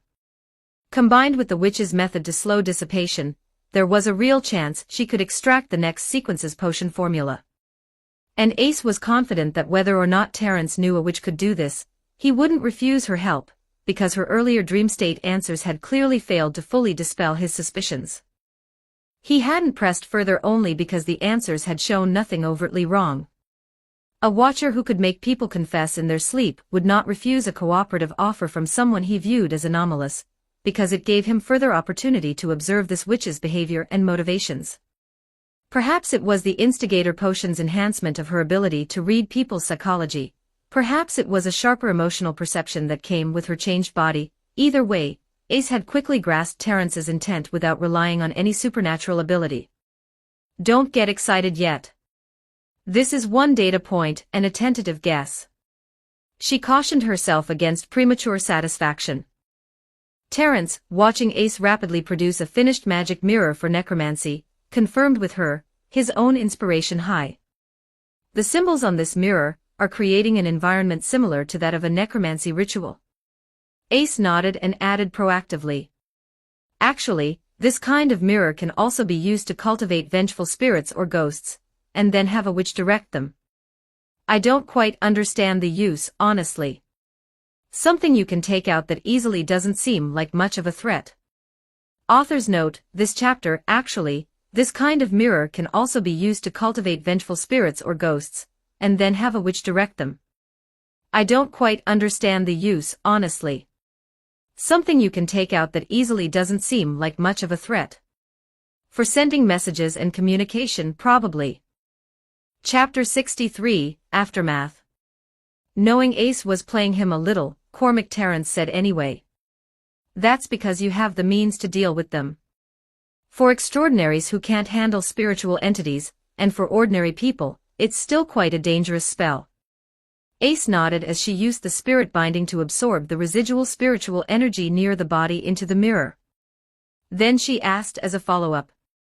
"Sir, in principle, the residual spiritual energy of dead animals could also be cultivated into vengeful spirits. But why do all the dark magic texts refer to vengeful spirits in the context of human death? Terence, quietly working out whether his own ability could substitute for this step, answered. Because the resentment and regret left behind by animals after death is weaker than a human's, which makes it less effective for dark magic purposes. Experienced as he was, he didn't wait for Ace to continue. He gave a preemptive warning.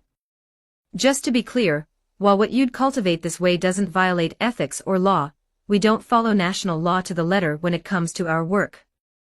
Seeing her intention anticipated, Ace nodded rapidly. After casting the auxiliary spell for accelerating vengeful spirit formation, she spoke the ancient Hermes word for commune aloud, then turned to Terence. The first spell slows the dissipation of the spiritual energy. You can ask now, sir. Her hiding place and her associates. Watching Ace with her hand covering the mirror surface, Terence found himself slightly disappointed. He couldn't determine from observing this necromancy spell how it replaced the deity's role that a ritual necromancy would have, specifically the question of how it bridged communication between the caster and the residual spiritual energy. This meant that for a witch, this wasn't a problem at all, and equally meant that extraordinaries of other pathways couldn't learn this spell. Even if an Beyonder was willing to share the spells the potion gave them with other pathways, the recipients might simply not be able to learn them, because some of those spells required the potion's transformative changes as a prerequisite, and without having consumed the same potion, those prerequisites simply weren't met. The changes the witch potion makes share some resemblance to the necromancer potion, at least where necromancy is concerned. Given that both relate to disaster and death, some similarity seems natural. Terence let the thought run inwardly. The necromancer pathway had a deep connection to death, which was why, without any spell or ritual, a necromancer could directly communicate with the residual spiritual energy of the dead. After committing to memory the image of the high official who had been involved with the witch, Terence unsurprisingly found that Edith had no other witch cult associates in Moan.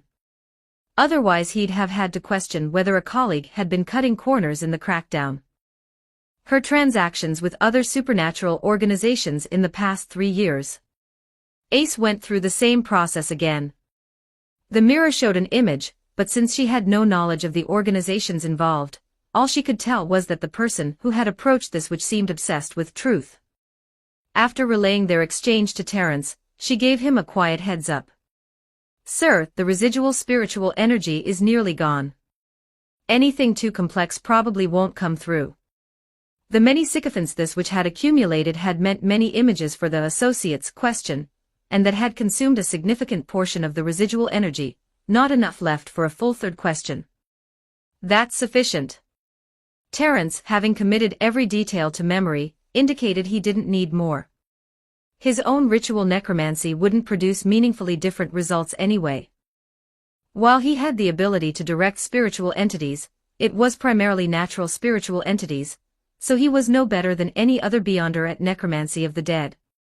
Could I ask one question, sir? What do you want to ask? Ace drew a breath and gave the answer she'd already decided on. I want to see what she looked like before she advanced to witch. Terence didn't know what to make of that, and looked at this witch who kept producing unexpected ideas, unable to find words, communicating his bewilderment with expression alone. Ace didn't explain. She was mentally reciting, pleasure potion formula. An unpleasant-sounding name, sure, but worst case, she just wouldn't clear the potion's influence. The calculation was clear. Even if tonight's events remained completely undiscovered, there was still a real chance the witch cult would find her again. As a lone young woman with no close ties, keeping her identity as an Beyonder completely hidden would be difficult. If a future witch gave her no chance to go to the church and report them, she could either stay perpetually inside the cathedral, never leaving, or she could keep advancing. Continuing to advance was the better answer.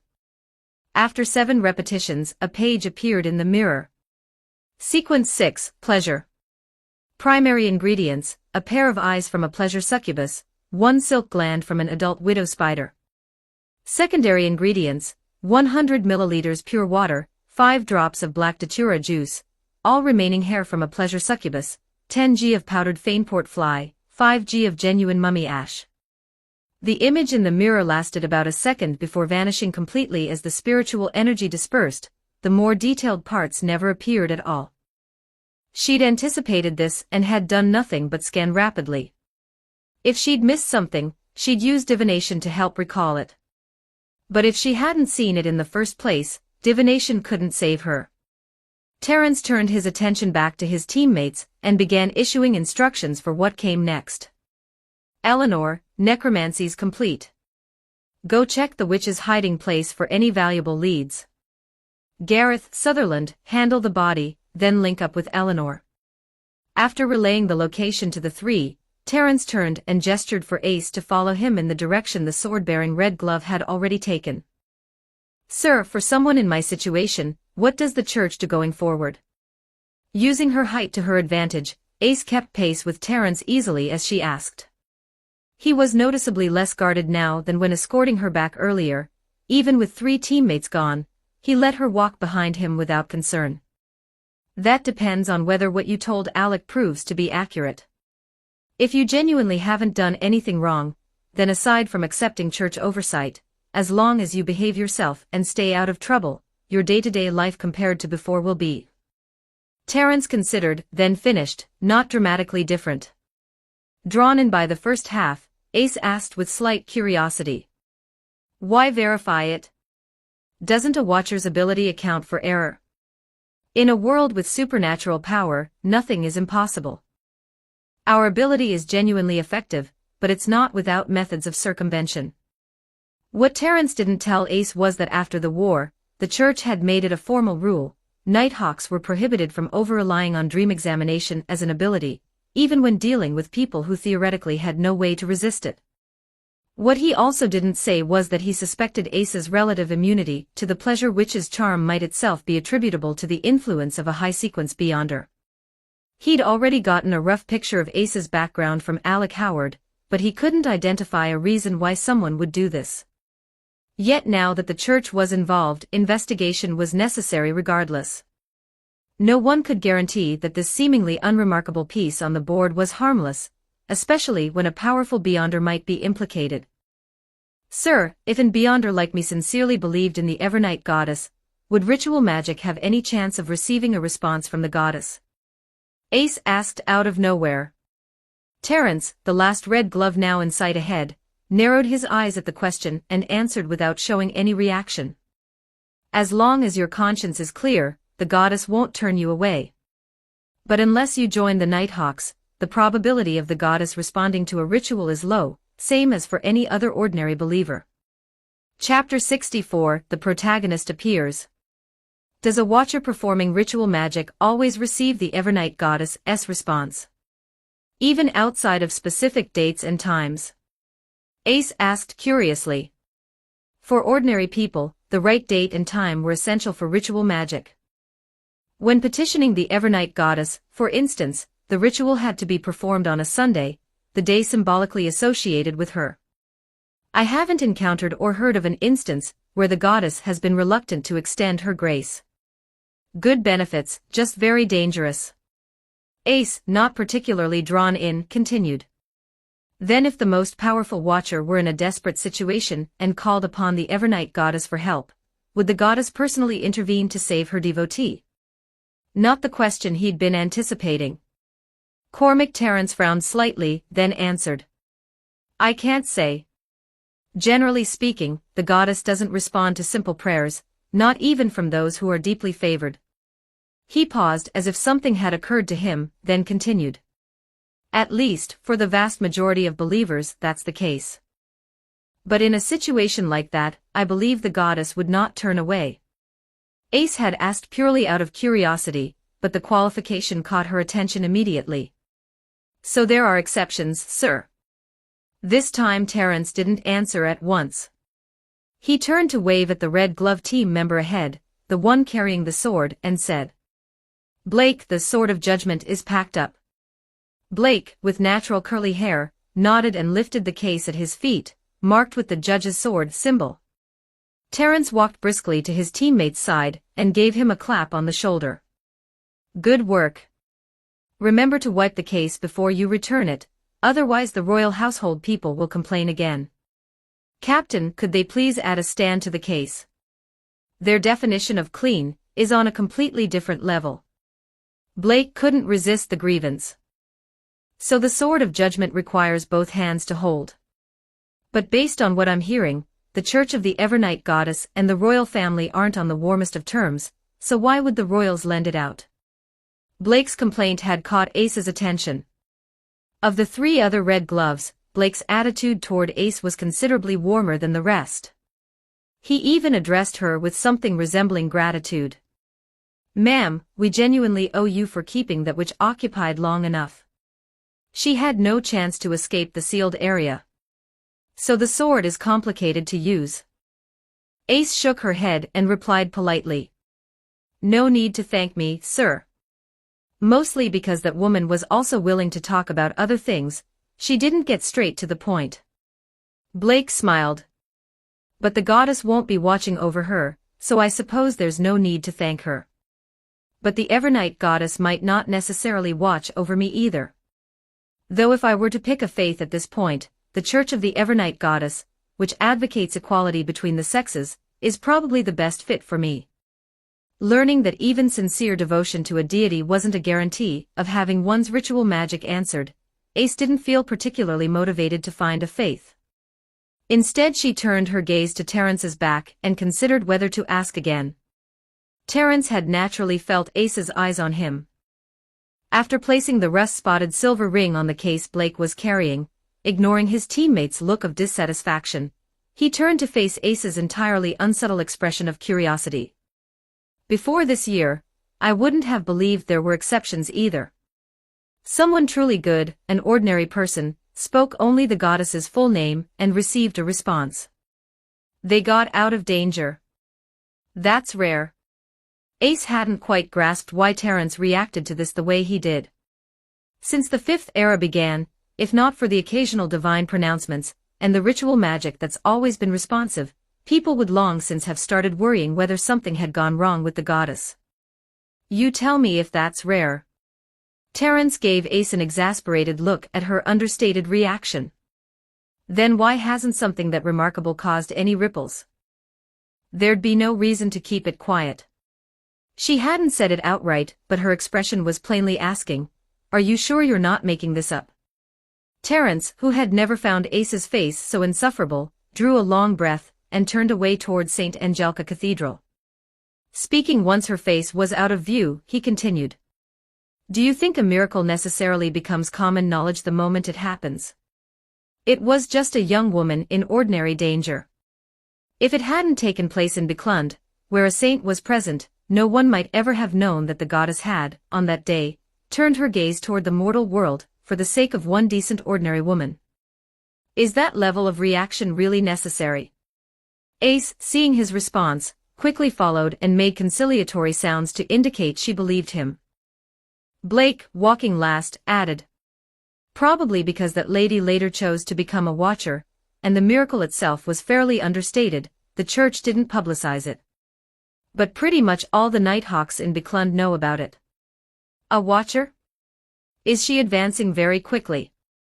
Ace had a sudden feeling of déjà vu and immediately asked. Both Nighthawks nodded at the same time and said simultaneously, "Very quickly." Terrence followed with a note of genuine feeling. "Not only that, her accomplishments are accumulating remarkably fast as well.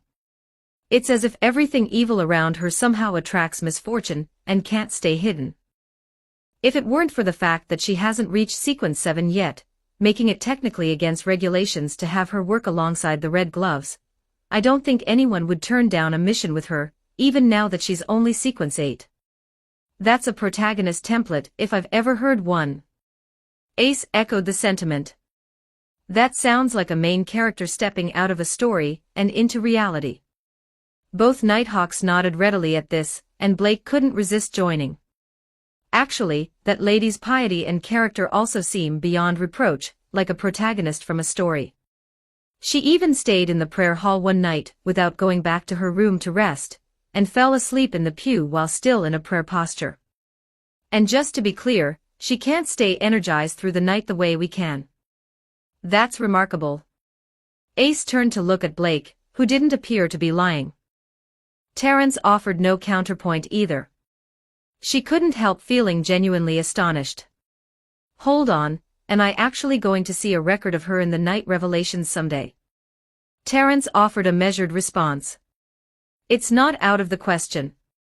A brief silence settled over all three. The two Nighthawks weren't moving particularly fast, and Ace, guessing this had something to do with the Sword of Judgment, could only keep pace. She had enough decorum not to ask directly. But feeling genuinely drowsy despite everything that had happened tonight, she started a new topic. By the way, Mr. Terence, do I need to worry about the witch cult retaliating against me for tonight? Oh, you've finally thought of that. But I can't give you a definitive answer. There's nothing impossible in the supernatural world, and I can't predict how the witch cult will react. I'd advise caution in the short term. So you'd recommend I move to a different city once everything settles? Yes. Then, does the Church of the Evernight Goddess's headquarters have ordinary devout believers living nearby? No. Even Nighthawks generally don't go to the cathedral without specific need or orders. Then Beclund should be one of the top 3 safest places in ruin from the witch cult's perspective, right? Once everyone has confirmed I'm clean, can I go to Beclund and accept church oversight there? Getting Terence's confirmation, Ace stretched with a slightly theatrical sigh of satisfaction. Wonderful. I still haven't had the chance to see Beclund, the legendary Land of Hope, the City of Cities, for myself. Author's note, this chapter, then if the most powerful Watcher were in a desperate situation and called upon the Evernight Goddess for help, would the goddess personally intervene to save her devotee? Tianjin, March 26, 2232 still depends on a certain hot-tempered gentleman. Hunan, September 2, 2001 needs a divine vessel, otherwise she has to stay in the astral plane. Though if there's a medium that could channel her power, she'd probably help. Chapter 65, Into the Cell. Hearing this, Cormac Terence turned and looked at Ace, rubbing her eyes, slightly tired. It sounds like you're not especially excited about Beclund. Ace shook her head. Just not setting my expectations too high. And so they made their way back, exchanging occasional words, until all three returned to St. Angelica Cathedral. Ace, growing progressively more drowsy, noticed that Terence was leading her steadily downward with no sign of stopping, and something felt off. The drowsiness cleared a little. After parting with Blake, Terence led Ace all the way to the duty room outside the Cheney's gate. After briefing the current guard, Alec Howard, on the intelligence, Howard, far more familiar with Moan's situation, moved immediately on his findings. Terence stayed behind to take over watch duties for him. He dropped into the chair Howard had just vacated and addressed Ace. Miss Ace, you can catch up on some sleep. I won't disturb you before the sun rises. You obviously will. Ace argued back inwardly. Understanding this was part of the examination, she didn't drag her feet. She pulled a chair over, put her arms on the table, and dropped her head onto them, surrounded by newspapers, magazines, and books, and was in the dream almost immediately. Remarkably efficient. There's still an hour until sunrise. The small clear fraction of Ace still admired the Watcher's efficiency. After living through her own and the big idiot's history in the dream, she watched Terence disappear from it. The still-aware fragment of her gradually subsided as well, and she fell into a complete, genuine sleep. Quite the unusual person. Terence murmured silently to himself after finishing the interrogation. Even after encountering a remarkable variety of people, he still couldn't find a precise word to describe Ace. Calling her honest and good-natured seemed off. She killed people the way most people swatted insects. Calling her cold-blooded seemed equally wrong. Her criteria for choosing who to target were fairly strict, and she did factor in whether her actions were justified. But whatever else could be said, after learning Ace's history, one thing Terence could confirm was this: from her perspective, she was not a dangerous person. And that was enough. The question of why she'd been so little affected by the Pleasure Witch's charm, that could be left for his superiors to puzzle over. He withdrew the spiritual entity that had been resting on Ace's left wrist, and passed the time reading a magazine, and drinking tea with no sign of fatigue. Shortly after sunrise, Ace was woken by the groan of a heavy iron door being pushed open. "Come along, Miss Ace, time for you to serve your sentence," Terence said plainly. Still blinking and not quite awake, Ace immediately snapped alert, staring at the door now slightly ajar outside the duty room. "Sir, please tell me you're not saying I'm going to be put behind that door." Turning to hide the upward pull of his mouth, Terence walked toward the door and replied as a matter of course. "Of course. What, the regular prison? If the sun weren't still dangerous for living things inside the Cheney's gate before it rose, you'd have gone in the moment we returned to the cathedral. And if not for you, I certainly wouldn't be sitting here with nothing to do in front of the Cheney's gate. But once I'm in, what about at night? Can you really wrap everything up in a single daytime?" Ace followed him out, asking as she went. Even if she couldn't fight her way out and couldn't escape, the thought was there. Howard, stationed by the Cheney's gate, explained. "Don't worry, there are protections on the room. At night, as long as you don't leave the room, you'll be fine." Warren, the bespectacled young man, held out a bag to Ace as she emerged and said quietly, "Ma'am, your breakfast. So you did think about the fact that I haven't eaten." "Thank you, Warren. I don't actually know your surname, that really isn't my fault." Having thanked only Warren, the one who'd brought her food, Ace noticed his face turning slightly red. The somewhat still green watcher retreated quickly into the duty room. Looking at the slightly awkward Ace, Terence indicated the elderly figure standing beside Howard, wearing a black robe, hair thinning, carrying a lantern. "This gentleman is the internal warden of the Cheney's gate. You've briefed him on everything, Alec," Howard added. "Just follow this warden. Your supervision level is the minimum. As long as you're not trying to cause damage or leave the cell, you may do whatever you like inside, including using your supernatural abilities. Food isn't a concern, we'll bring it to you, and it won't be bad. Other comforts, make do for now. Once we have a free hand in 2 or 3 days, we'll start looking into your situation.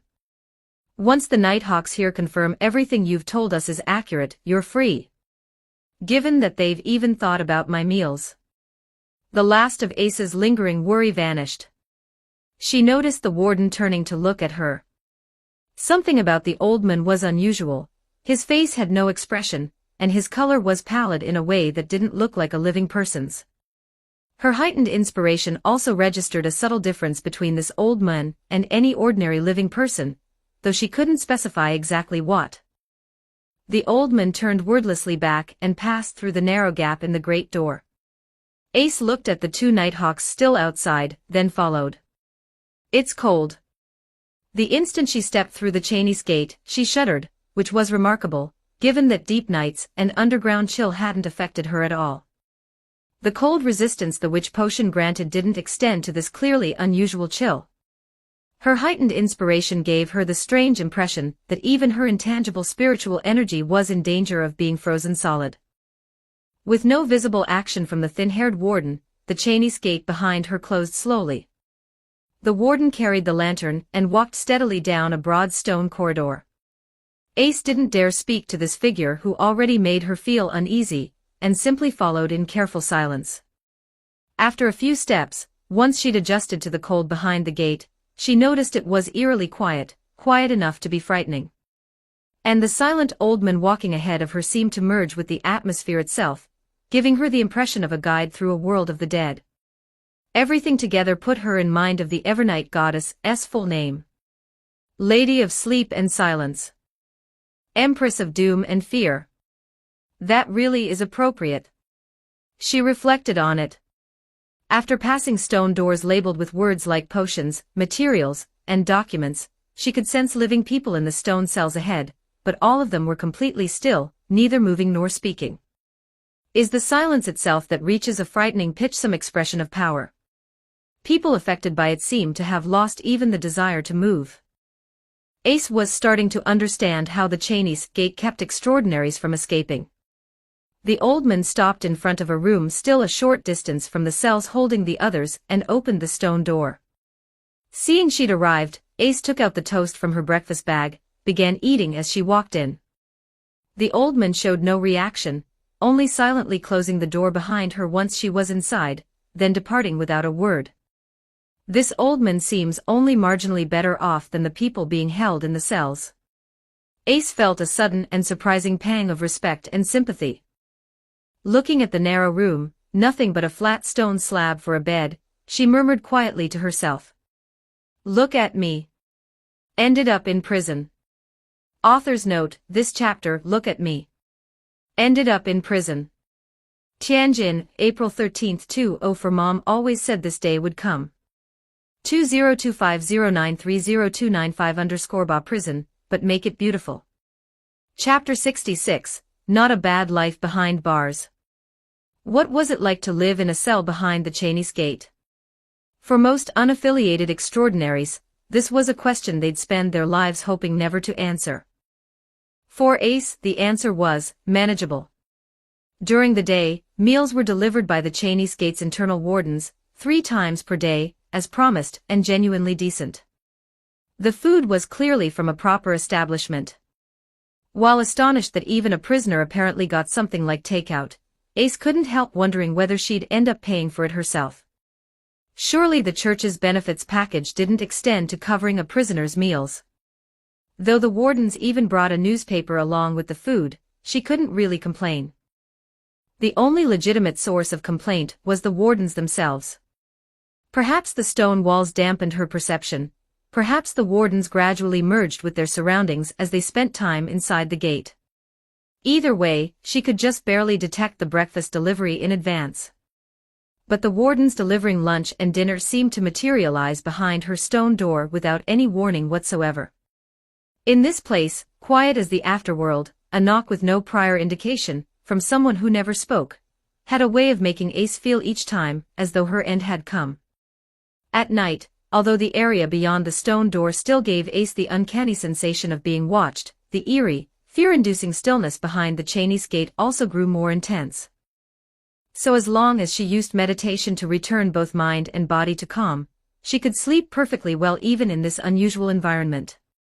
As for physical conditions, despite only a rectangular, flat piece of stone to serve as a bed, Ace's circumstances were far from truly austere. On the first day of her imprisonment, she discovered the reason why the ice she created as a witch didn't freeze her own flesh. Her flesh carried the same kind of spiritual energy as the ice. In other words, as long as she wrapped the surface of her conjured ice in her own spiritual energy, it was no different to the touch than stone. As long as she didn't deliberately direct the ice to break through that spiritual barrier, it could coexist peacefully with anything. What could this ability do for a prisoner? Quite a lot, as it turned out. First, a chair with a proper backrest materialized, actually more comfortable than a bare chair, even though Ace's ice was every bit as hard as stone. Next, a pillow. Then the bed stopped being hard. And if she found the provided utensils inconvenient during meals, she could conjure her own complete set: bowls, pots, ladles, chopsticks, anything she needed. She also discovered that even without deliberate control, as long as the spiritual energy wrapped around the ice surface remained intact, the ice showed no significant deterioration from the ambient temperature, or from body heat. Even a hot meal couldn't cause the ice right next to it to visibly melt. Only the spiritual energy within the ice itself diminished slightly. This suggested to Ace that what the ice absorbed wasn't heat in itself, it was the spiritual energy containing the heat. Which also led her to a theory about why the witch potion provided cold resistance. Her own spiritual energy, reshaped by the potion, could similarly absorb heat. This reduced her body's heat loss, and so she no longer felt cold. Her spiritual energy simply wasn't as efficient at it as the ice's. More importantly, a full day of doing this consumed a great deal of spiritual energy, but still less than a single use of mirror double. Less than an hour of rest was enough to restore it. Unreasonable as it was, Ace found it extremely useful. The one ongoing inconvenience, the spiritual energy coating the ice surface, slowly dissipated over time. Under normal conditions she could monitor and replenish it as needed. But every morning when she woke, She had to spend considerable time carefully extracting herself from the ice bed without damaging her clothing.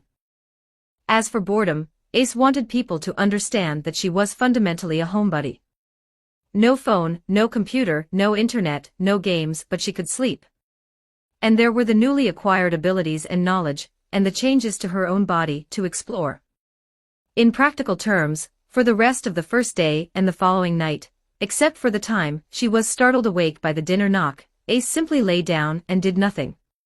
With the attitude that life had to go on and self-ending was not an option, Ace finally got off the ice bed and began studying the mirror illusion she'd previously dismissed as low value. The which stage mirror illusion was fairly simple. It used the reflection in a mirror to substitute for a target, making the target appear somewhere else within the mirror's range. For instance, making a subject disappear from observer's sight by using an empty image, or misleading opponents about a target's true position. The reason she'd written it off was that mirror illusion could only deceive vision, it did nothing against an beyonder's aura vision. And if any part of the target wasn't reflected in the mirror, that part wouldn't be affected. A person with only their head in a mirror's reflection would find only their head invisible or repositioned.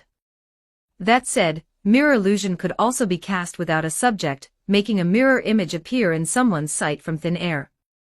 Once that image left the mirror's view, the illusion persisted regardless. The spiritual energy cost was minimal. The symbols needed were simple. The visible effect of casting was very faint, difficult for another beyonder's inspiration to detect. So mirror illusion was both quick and subtle to release. What use she could make of it was up to her own imagination. Thinking it over, she concluded it could at minimum force an opponent to keep aura vision active throughout a fight, not entirely worthless. After turning the idea over for a while, she started playing with it. Since mirror illusion deceived the caster's own vision as well, though she could sense whether it was still active, the results were a little unsettling. Once the novelty wore off, Ace's attention drifted to her own reflection, and she noticed something about her body that didn't seem right. She'd been struck by her reflection earlier, when her face still only read as a plain face to her. But she now realized, even after more than a day, her hair retained its luster and her skin showed no change. Her hair was still black and smooth. Waking from sleep, it wasn't particularly tangled, an ice comb ran through it without effort. She'd used a divination to confirm that not a single strand had fallen out anywhere in the room. Her skin remained flawless. Even without water to wash. No blemishes anywhere. If all of that could still be attributed to not enough time yet, what was happening with her feet was genuinely remarkable. After more than a day inside shoes, her feet were still pale, flawless, and soft, and when the shoes came off, there was no trace of any odor. The shoes themselves showed none either. Ace had never previously considered herself someone who understood foot aesthetics. She knew her own feet from before, and even accounting for women being generally different, she hadn't expected the difference to be that large. But looking at her feet now, Ace suddenly understood. And she couldn't help marveling at what supernatural power could produce, something that should only exist in two-dimensional art, now physically present. A witch's charm doesn't fade. The more she examined her feet, the more she understood what that phrase was actually worth. Author's note, this chapter A witch's charm doesn't fade. The more she examined her feet, the more she understood what that phrase was actually worth. _EE, Zhejiang, December 3, 2137 MMMM, the witch experience really is something. Does this mean foot enthusiasts can't be enchanted? Reply, 17415374451, probably changes the endocrine system. Chapter 67, Exercise Hour. Morning of the third day. Where's my breakfast? Can a warden actually be late? Ace had been given her belongings back when she was imprisoned, including her pocket watch. So even with almost no sense of the outside world, she could track the time. She'd been up since 6, and this felt strange. The wardens delivering lunch and dinner had been punctually precise the past 2 days. Knock knock knock. A little while later, the familiar signal rang out. Coming. Out of habit, she called back, even though it wasn't her hand opening the stone door. The knock was just the warden announcing they were about to open it. What surprised Ace was that the figure in the doorway wasn't one of the expressionless, soul-chilling wardens, but Cormac Terence, in standard watcher uniform, a sliver of silver hair just visible under his hat. The sight made Ace immediately self-conscious. She hadn't put her shoes back on yesterday after removing them. The stone floor was smooth and clean, and her feet weren't bothered by the chill, so she'd simply left them out to breathe. It hadn't occurred to her that today's visitor would be anyone other than an unblinking warden. "Terence, why are you here? Where's my breakfast?" Recovering quickly when she saw he wasn't carrying anything, she forgot the awkwardness on the spot.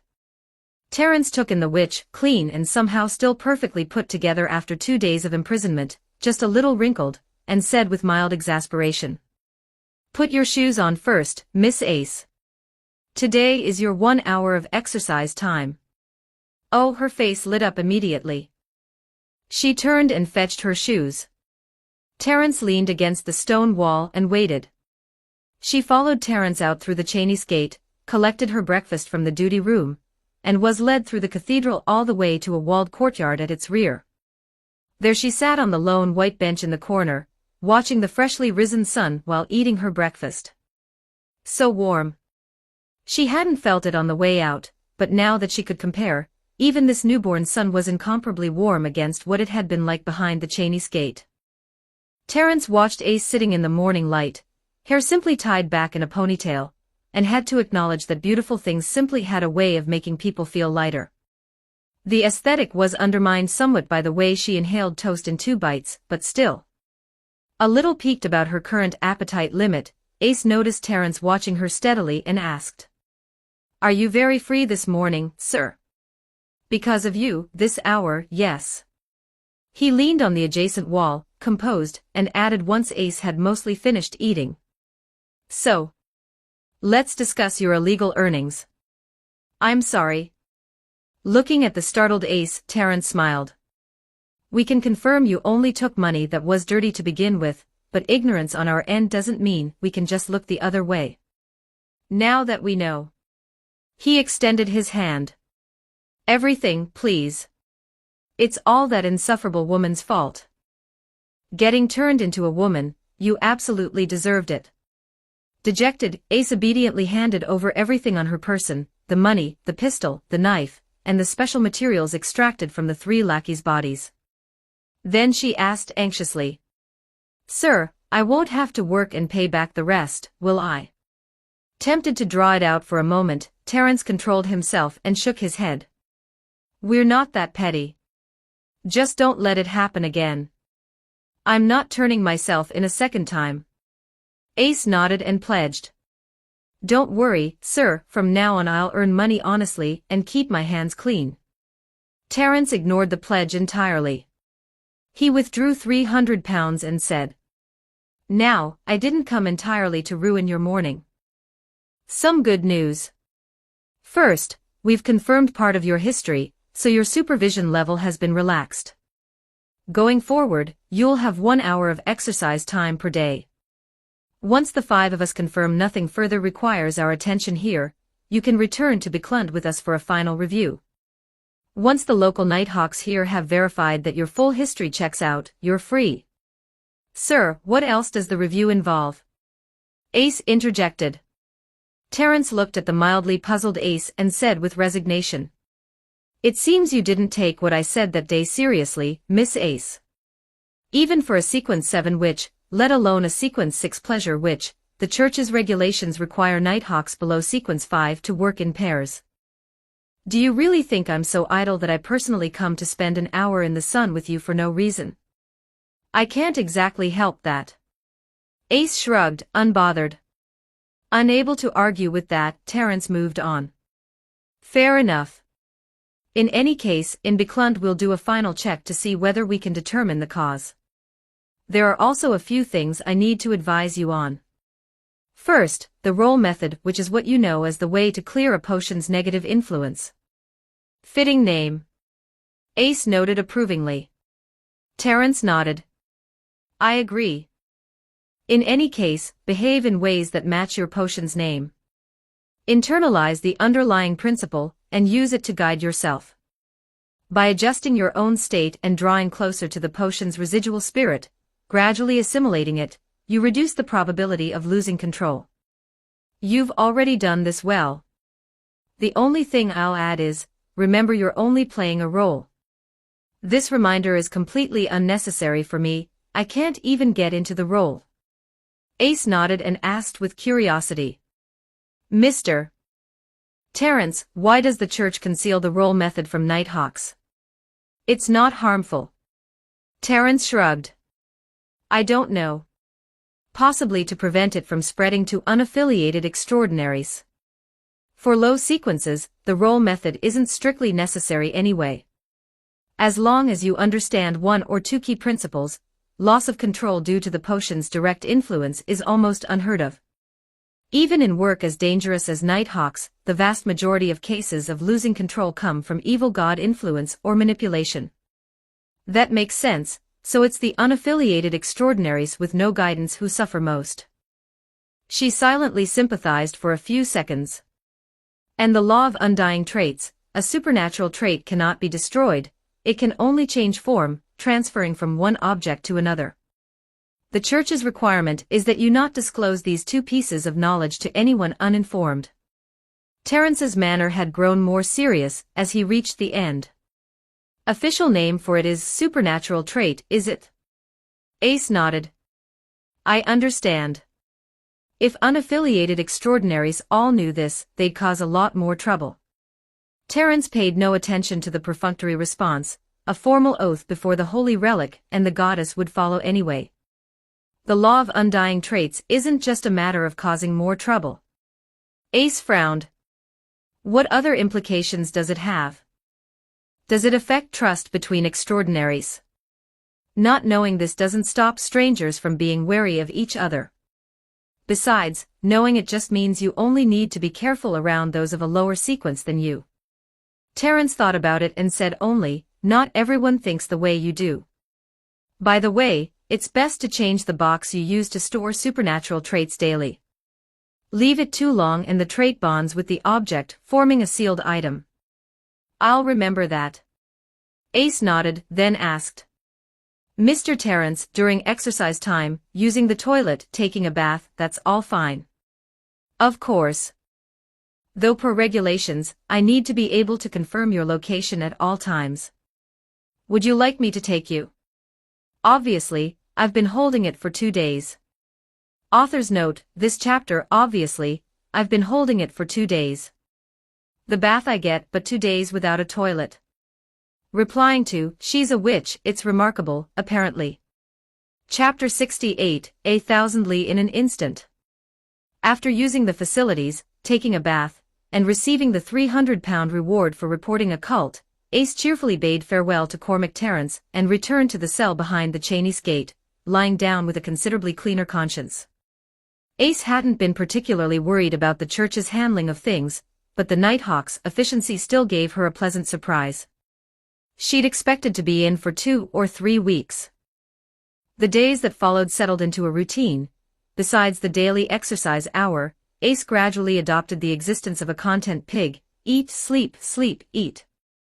The mirror illusion's images were too limited in their controllability to hold interest for long. That said, Ace did make use of the lying around time to think seriously about a few things. How to minimize the chance of being found again by the witch cult. How to use her new abilities to find legitimate work. How to make mirror illusion useful in combat.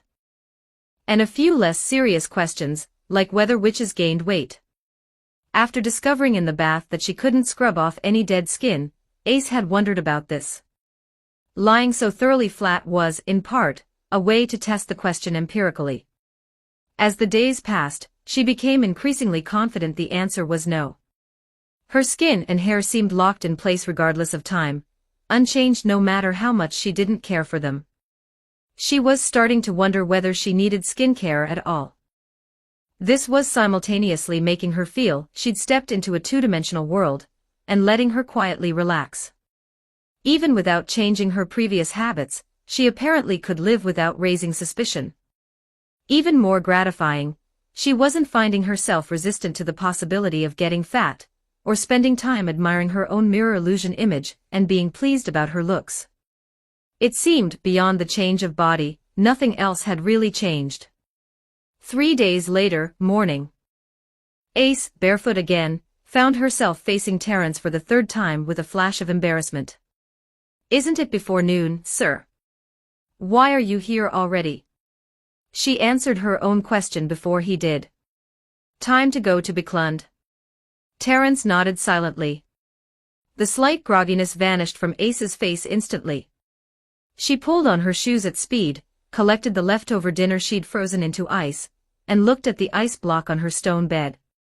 "Sir, do I need to dispose of all of this?" "Every landlord should wish for a tenant like you, ma'am." He offered the compliment in a perfectly composed tone, then said, "Move it to the corner." She did as instructed, directed the ice into the corner, then sent a ball of black flame to neutralize it into ordinary ice. Done, she stepped out of the stone cell and walked with Terence. "Sir, was the follow-up investigation productive?" "Not especially. Outside of contact with you, that witch's recent suspicious activity all falls back to last October." "I see. By the way, sir, could you give me some advice? Is there any reasonably legitimate work I could find in Bicklund using witch abilities? Other than supernatural means, I genuinely have no skills left that would earn honest money." "Why don't I hear the slightest hint of shame in your voice? A private detective, or a bounty hunter? With divination, you probably won't starve. Speaking of which, any interest in moonlighting as an informant for us? Is there pay?" "No. But if you bring the church a lead of genuine value, we won't be ungrateful." "That works." In conversation, Terence led Ace out of the Chinese gate. After a brief exchange with the colleague in the duty room, he headed for the large room used for rituals a short distance away. Ace could hear someone reciting a ritual incantation in Hermes before she'd even gotten close. Unfortunately, her Hermes vocabulary came entirely from the ritual knowledge embedded in the witch potion, so apart from the few standard lines common to all rituals, the rest was incomprehensible. She had no way to determine what this ritual was for. "I really am a badly educated mage. I'll have to study properly when I get to Bicklund." She added another item to her mental to-do list. Unlike ancient Hermes, regular Hermes had no supernatural effect outside of ritual contexts. Having been widely used in ancient ceremony and prayer, it was accessible to ordinary people. Ancient Hermes, on the other hand, even used without a ritual, easily attracted the attention of unknown entities just through direct use, potentially putting the speaker in danger. Not only was it inaccessible to ordinary people, even untrained extraordinaries struggled to master it completely. By the time Ace entered the room, the ritual was nearly complete. Already somewhat puzzled, she recalled the arrival of the 5 red gloves on their first meeting, and felt a small flutter of excitement. Is this ritual actually going to send us directly to Bicklund? From this far away? Bicklund was located in the central southern part of Rouen. Even as the crow flew, the distance from Mone was 600 or 700 kilometers at minimum. Since the ritual was active, Terence didn't chat with his nearby teammates. Ace kept her question to herself. Praise the goddess. Warren touched the star pattern on his chest, and began extinguishing the altar candles. Ace sensed the ritual's power dissipating, and yet apparently nothing had happened. The 5 red gloves remained completely calm. She was about to ask what was happening when the floor beside the altar began to glow. A large, ethereal doorway, covered in intricate patterns, materialized from nothing. Terence stepped forward and took hold of the handle. He turned to his 4 teammates. Let's go. Time to head back. Once the 4 disappeared through the door, Terence looked at Ace, smiled, and gestured. After you, ma'am. Ha. You think I trust that? Ace suppressed a slight eye roll and stepped through into the strange landscape of overlapping colors inside the door. Similar to what you see in meditation, is the transmission principle borrowing the spirit realm for rapid movement. The moment she stepped inside, an invisible force took hold of her and drew her, without any effort on her part, in a particular direction. The whole process was brief. Before Ace had time to look around, a sense of falling arrived, and the surrounding colors rapidly faded. She instinctively reached for Featherfall, and then her feet landed on solid ground. She looked up. No similar ethereal door above her. Around her, a similar but considerably larger room. "Welcome to St. Samuel Cathedral, Miss Ace." Terrence's voice came from behind her. She turned, the ethereal door was positioned just behind him. Terrence rested his hand on a black stone monolith nearby, about 2 meters tall, its surface covered in intricate patterns, and the ethereal door slowly dissolved into the air. Remarkable. So the ritual was only for communication and providing coordinates. Ace stared at this miraculous stone that could transport people across hundreds of kilometers, and could only confirm that a portion of its carvings resembled the surface patterns on the ethereal door. "Gareth Sutherland, please introduce Miss Ace to Biclund. Eleanor Barik, once you've handled the follow-up, you're free." After assigning the 4 teammates, Terrence walked ahead out of the room. A little while later, Terrence came to the area where Nighthawks worked, knocked on one of the doors, and entered on receiving permission. Looking at the dark-haired, green-eyed, strikingly handsome man inside, Terrence offered a greeting. "Good morning, Deacon Mitchell." Author's note: this chapter in the days that followed, besides the daily exercise hour, Ace gradually adopted the existence of a content pig: eat, sleep, eat. 2025051346 playing pig, eating pig chow. Chapter 69, A New Name, A New Life. "Good morning, Terrence. The business in Moan is resolved." Leonard Mitchell, one of the Church of the Evernight Goddess, S9 High Deacons, returned Cormac Terrence's greeting with an easy smile. His attire was casual to the point of negligence, outer coat unbuttoned, vest not on, and a button on his shirt collar forgotten. But paired with his handsome features and a wandering poet quality of romance, the effect somehow came across not as untidiness, but as effortless, unhurried charisma. Terrence was well past being surprised by this. The deacon's famously unhurried style was well known. Not that his tenure was long, just over a year, but his ability was beyond question. "Yes, sir. Although the current rotation should have Deacon Ilya on duty, where is she?" Terrence asked with mild puzzlement. As one of the most important elements in the intensive crackdown on cults, all major churches had dispatched 3 or 4 high-sequence powerhouses to the chaotic southern continent to suppress the more brazen cult activity there.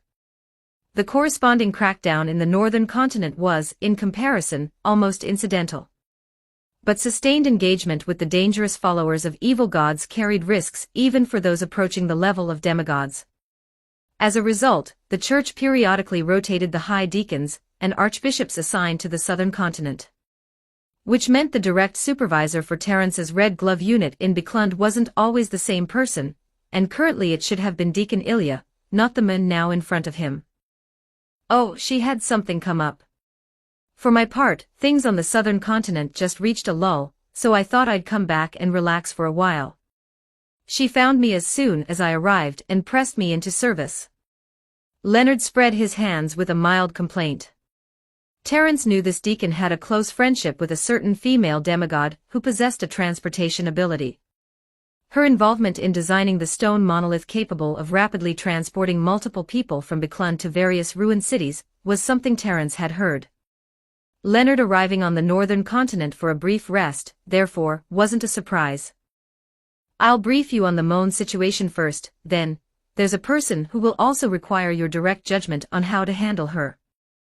After Leonard nodded, Terrence gave a concise account of the general situation, with particular emphasis on Ace's anomalies.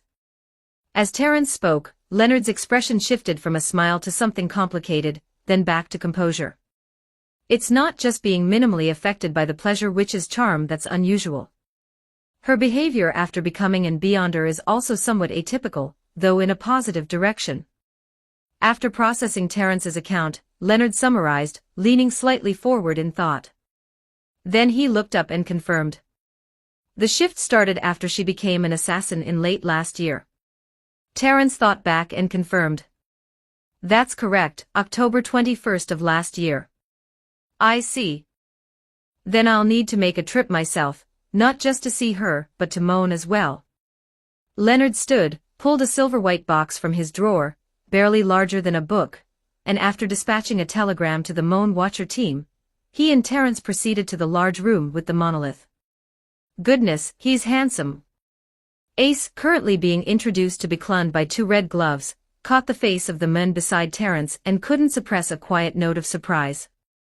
Looking at him honestly, this man wasn't worse looking than her current self after the witch advancement. Hello, Miss Ace. Pleased to meet you for the first time. I'm Leonard Mitchell, a high deacon of the Church of the Evernight Goddess. Leonard smiled warmly as he introduced himself and extended his right hand. Good news. Even facing someone this attractive, no heart racing.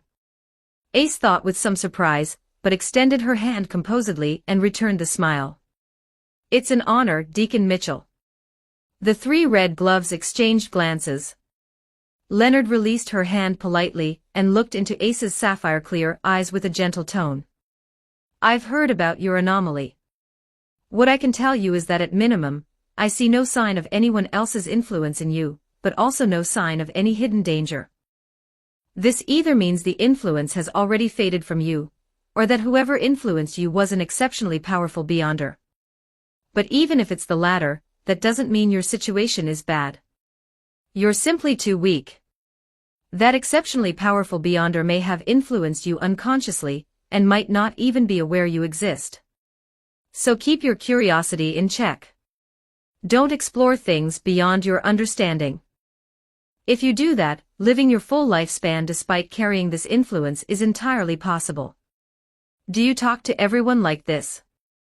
Ace nodded and summarized. What you mean is, don't pay it any attention, and don't do anything reckless, in case they remember I exist, right? Leonard gave an easy nod. Exactly. In comparison, the witch cult is a more immediate concern. The primordial witch evil god who is believed in and followed by that pathway controls all of it. Even if that deity hasn't noticed you personally, exerting some influence over the relevant supernatural traits, making extraordinaries of the witch pathway more likely to encounter each other, isn't a particularly difficult thing for her. I didn't know that.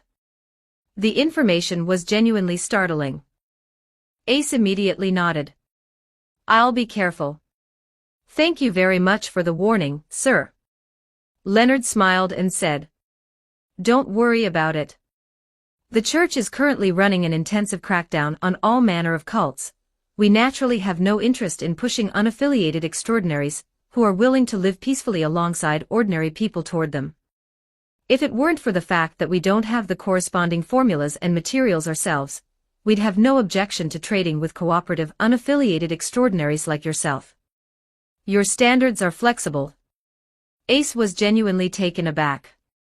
The three red gloves nearby registered no visible reaction, though their first time hearing this had produced roughly the same response. Leonard, watching Ace left briefly speechless, added with a note of sentiment. The war not long ago changed a great deal. A pause and then, in a tone that had suddenly become a little more subdued, he continued. In any case, the pleasure witch's traits don't have to be off-limits to you. For the specifics, ask Terence. But before that, you'll need to swear an oath before the holy relic and the goddess, to not disclose the role method or the law of undying traits. A holy relic, something with beyonder power. Ace speculated inwardly and nodded. Since Ace didn't know Hermes yet, Leonard repeated the oath several times until she could recite it fluently from memory. Then he opened the silver-white box, exposing the ancient jet-black book inside to the air. Warned ahead of time, Ace had already looked away.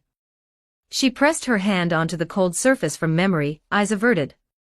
A faint, melodic sound, like a poem being sung, drifted into her ears, filling her with the same quiet that might come from standing alone in open country beneath a sky full of stars. In the room, only Ace's clear voice reciting the solemn Hermes oath was audible. To the Evernight goddess, more sublime than the starry sky, more enduring than eternity. By my true name and my spiritual energy, I swear. From this moment forward, I will never under any circumstances reveal the specifics of the role method, or the law of undying traits to those who do not already know of them. If I break this oath, I submit to whatever punishment you see fit. I ask that you bear witness to my oath. There was something in the moment, a fleeting sense of a connection forming, between herself, this book, and something impossibly high up. It was gone the instant she registered it, as though it had only been her imagination. Leonard nodded and closed the box. Then, after a pause. Very well, Miss Ace. I can confirm you're trustworthy, but the necessary process still needs to be completed. You'll remain at the cathedral for a few more days while the Nighthawks verify your full history. Here, though, you won't need to be put behind the Chinese gate. That's good news too, isn't it? Did something actually just happen? I didn't feel myself being pulled into a dream. Was that a different ability? She wondered inwardly. Leonard, unaware of her thoughts, looked toward Terence. The rest is in your hands, Terence. Understood, sir. Terence answered, then turned to the remaining three. Gareth, Sutherland, you're free to rest. Get your reports to me promptly. Miss Ace, come with me for now. As the three departed in turn, Leonard murmured inaudibly to himself. Old man, she should be one of the people the fool mentioned, shouldn't she? The timing and the details line up. A silence. He touched his nose lightly, though barely affected by the witch's charm. Worth watching more closely. I hope she took my warning seriously. On Terence's end. Congratulations, Miss Ace. Now that Deacon Leonard has cleared you, you shouldn't have much to worry about. Once the process is finished, you can return to a normal life. Thanks for the congratulations, Mr. Speaking of which, can I actually exchange the witch's supernatural traits through the church? After acknowledging the thanks, Ace asked the question she was most curious about. More important than that, ma'am, you should think about a complete name. You can't have only Ace on your identification documents. Terence pointed out. Ace, who had completely forgotten about this, didn't hesitate. Fowl. Ace Fowl. Good enough. Miss Fowl, you can start looking forward to your new life. End of Volume 1. Author's note, this chapter Terence knew this deacon had a close friendship with a certain female demigod who possessed a transportation ability. Her involvement in designing the stone monolith capable of rapidly transporting multiple people from Biclun to various ruined cities was something he had heard. 202409290137311189, Tianjin, a December 2, 1022 salted fish. Her flesh as a spiritual material. Probably star worm. Chapter 70, A New Home. 5 days later, on the morning of March 23rd. At a crossroads in the Joywood district, adjacent to the North District where St. Samuel Cathedral stood. Tall chimneys ringed by street gardens and small squares were belching plumes of smoke. At the nearby exit, crowds surging in both directions made the space temporarily congested. Even amid the morning rush of the steam underground, a height of around 185 centimeters made Miss Ace Fowl noticeably conspicuous. The average height of a man in ruin at this time was just over 170 centimeters. By comparison, her remarkable appearance and figure barely registered, because from any distance, people couldn't see her face clearly. The street was blanketed in fog, visibility poor. Pedestrians and buildings alike, beyond a short radius, were reduced to vague outlines. Dear Lord. I've heard this fog used to be pale yellow a few years ago. And they still call this the land of hope. You people and I are simply living in different worlds. Stepping out of the underground entrance, Ace covered her nose with her sleeve against the discomfort and complained inwardly. Once free of the crowd, she found a garden bench and took a brief rest.